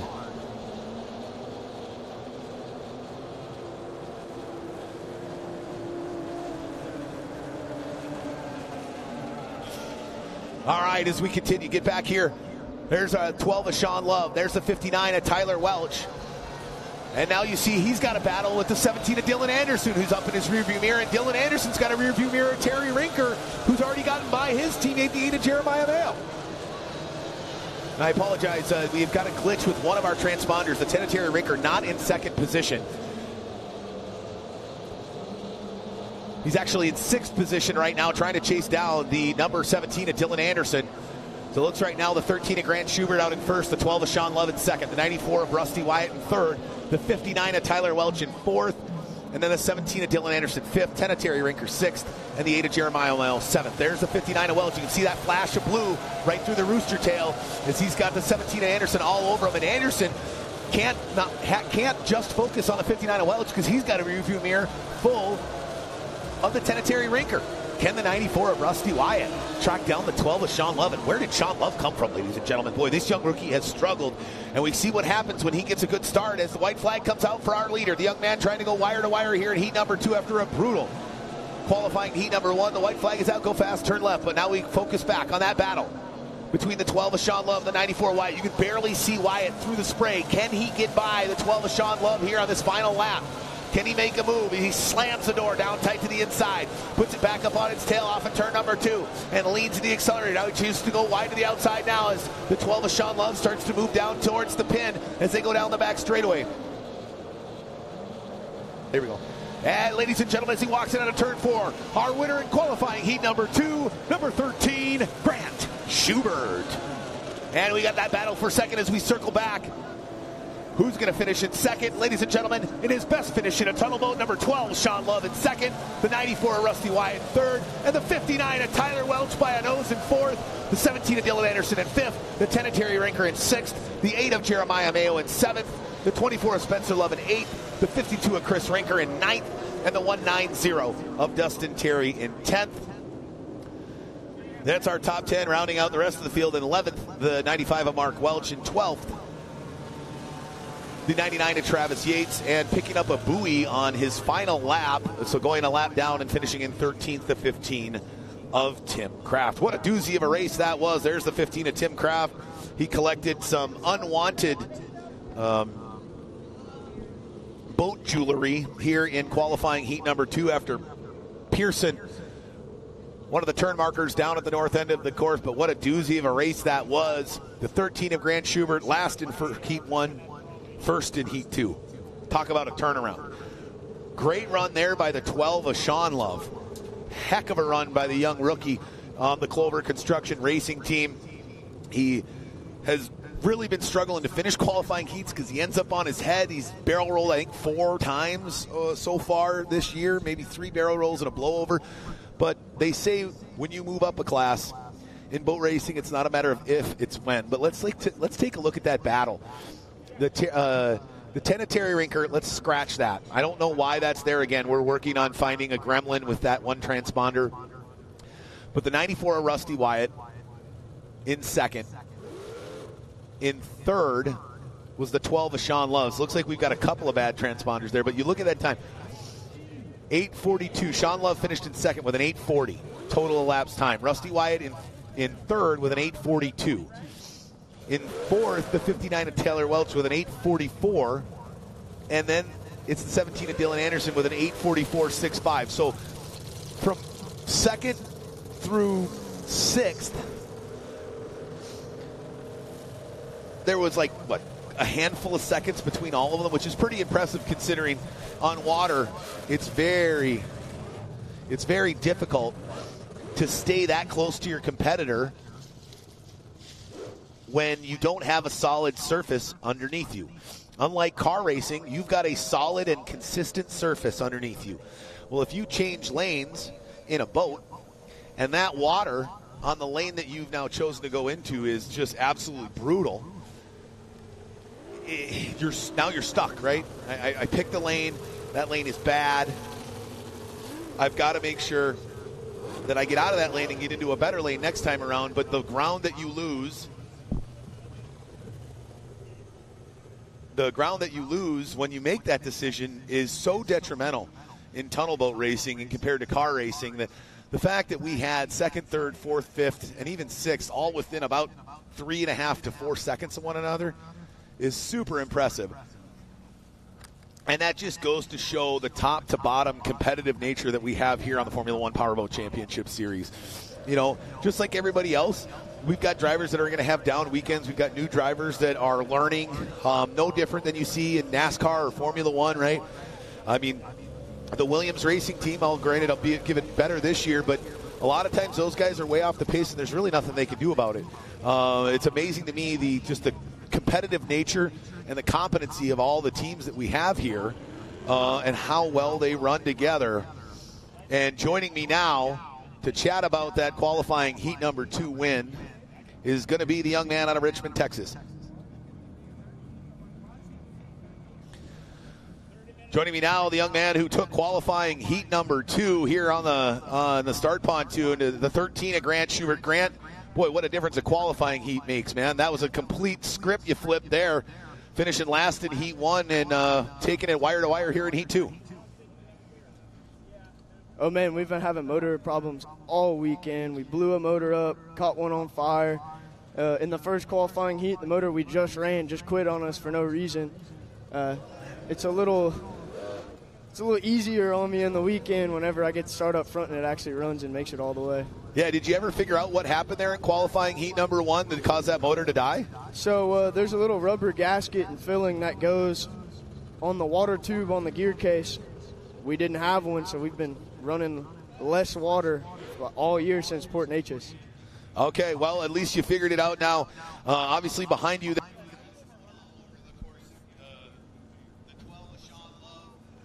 ran really well. There was less than 3 seconds between second and, I think, seventh. How hard is it to move up when you've got top to bottom such tough competitors here on the Formula One Powerboat Championship Series? Oh, man, it's really hard, especially when you have so many good drivers like Jeremiah, Dylan Anderson, Chris Rinker, Terry Rinker. Those guys know what they're doing. They've been doing it for a long time. You can't just go next to those guys and outdrive them because they know what they're doing. Yeah, a little bit different than the tri-hull where you just kind of run it flat out and slam into each other. We saw some great onboard footage from you in your tri-hull. But what do you take from the tri-hull and try to apply here when you get into the big Formula One boat? The best thing to do is just make your perfect lap. When you have clean water, if you make your perfect lap, nobody's going to catch you. Right on, man. Well, hey, we're going to let you get back. Hopefully no more motor fires, no more missing gaskets here. You collect some good points, but I know you got a long road ahead of you because you didn't get any points in qualifying heat number 1. And it's going to be a tough weekend for you, but maybe, just maybe, you'll find your first podium here in F1. Man, I hope so. Right on. That is the number 13 of Grant Schubert, your young driver who went wire to wire here in qualifying heat number 2. And he's looking to do some more damage tomorrow. Because, again, we're going to be back tomorrow morning here for day 2 of Boats, Beats, and BBQ racing action here at the inaugural event here in beautiful Grand Lake in Grove, Oklahoma. Again, we take a look at our schedule for tomorrow. Tomorrow, we're going to start things off at 9 a.m. here. That's right, ladies and gentlemen. Have fun tonight, but Thankfully, it'll be an early night, so you can get back here at 9 a.m. We're going to go live on Facebook and YouTube. We're going to go live here locally in Grove at 9 a.m. with the second qualifying heat in Formula Lights, followed by the third qualifying heat in Tri-Hall, then the second qualifying heat in Formula Lights, the third F1 heat at 10:30 a.m., the heat 4 for the Texas Tri-Hulls, and then the Tri-Hull final, F-Lights final, and Formula One final. We'll wrap up racing at 2 o'clock before the second iteration, the country day of the Beats portion of Boats, Beats, and BBQ here at the inaugural event on Grand Lake. Again, we got some guys going out there. We got the race ride experience out on the water right now.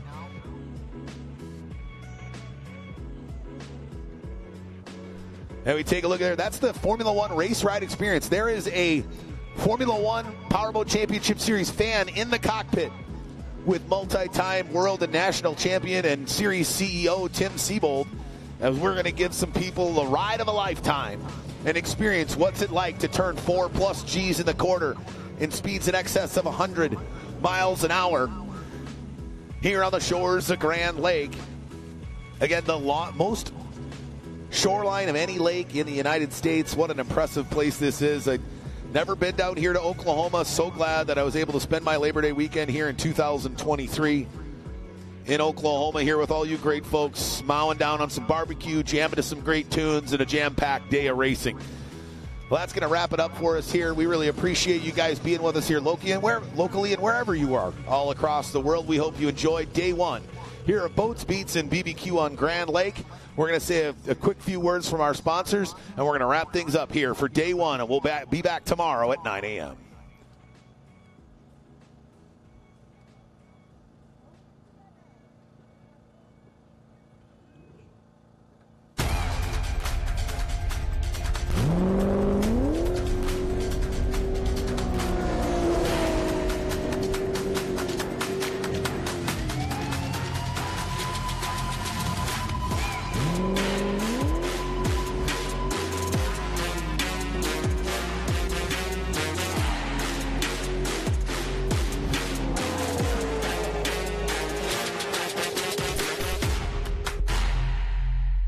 VP Racing Fuels has been the official fuel of racing for over 45 years. But VP isn't just race fuels. VP offers a wide range of oils, additives, and our new Stay Frosty coolants to help keep your street car, tow vehicle, or weekend warrior running at its best. VP products are engineered to keep your vehicle running smooth and looking great for your daily commute. With our octane boosters, fuel treatments, and quick detailing products. Explore VP's full product line at vpracingfuels.com.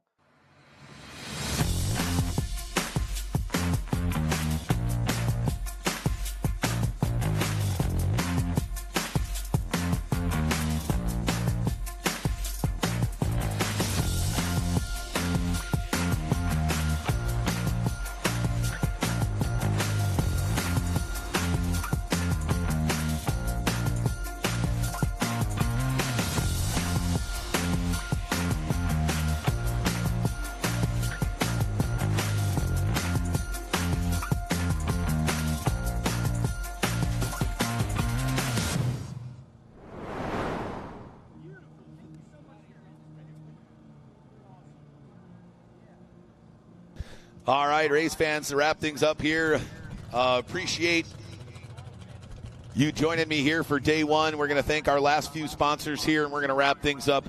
On top of the great sponsors there, VP, Kicker, Mercury Racing, there's the great folks at Moto Marketing Group. Moto Marketing Group provides award-winning advertising and strategic marketing solutions to any size company or team with one-on-one service and consulting.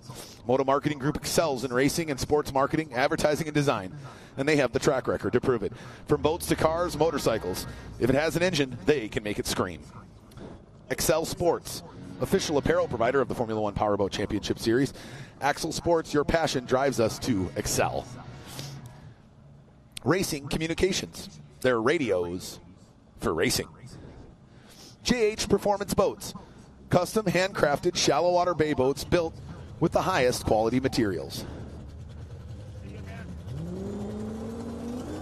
Seabolt Sports, world champion powerboat racing since 1939. And the official sponsor of the Formula Lights division of the Formula One Powerboat Championship Series, Seaway Marine. Seaway Marine is your one-stop dealership for current and vintage outboard and stern drive parts. They specialize in hard-to-find and no longer available new old stock for Johnson, Evinrude, Yamaha, Gale, Mercury, Force, and Chrysler outboard motors, as well as OMC, Merc Cruiser, and Volvo stern drive and engine parts and Chris Crafts. Seaway Marine, your one-stop boat motor shop. Find them at seawaymarine.com. All right, ladies and gentlemen, well, on behalf of everybody here at the Formula One Powerboat Championship Series, I appreciate you for joining us today for a great weekend of racing so far here. We're day one in.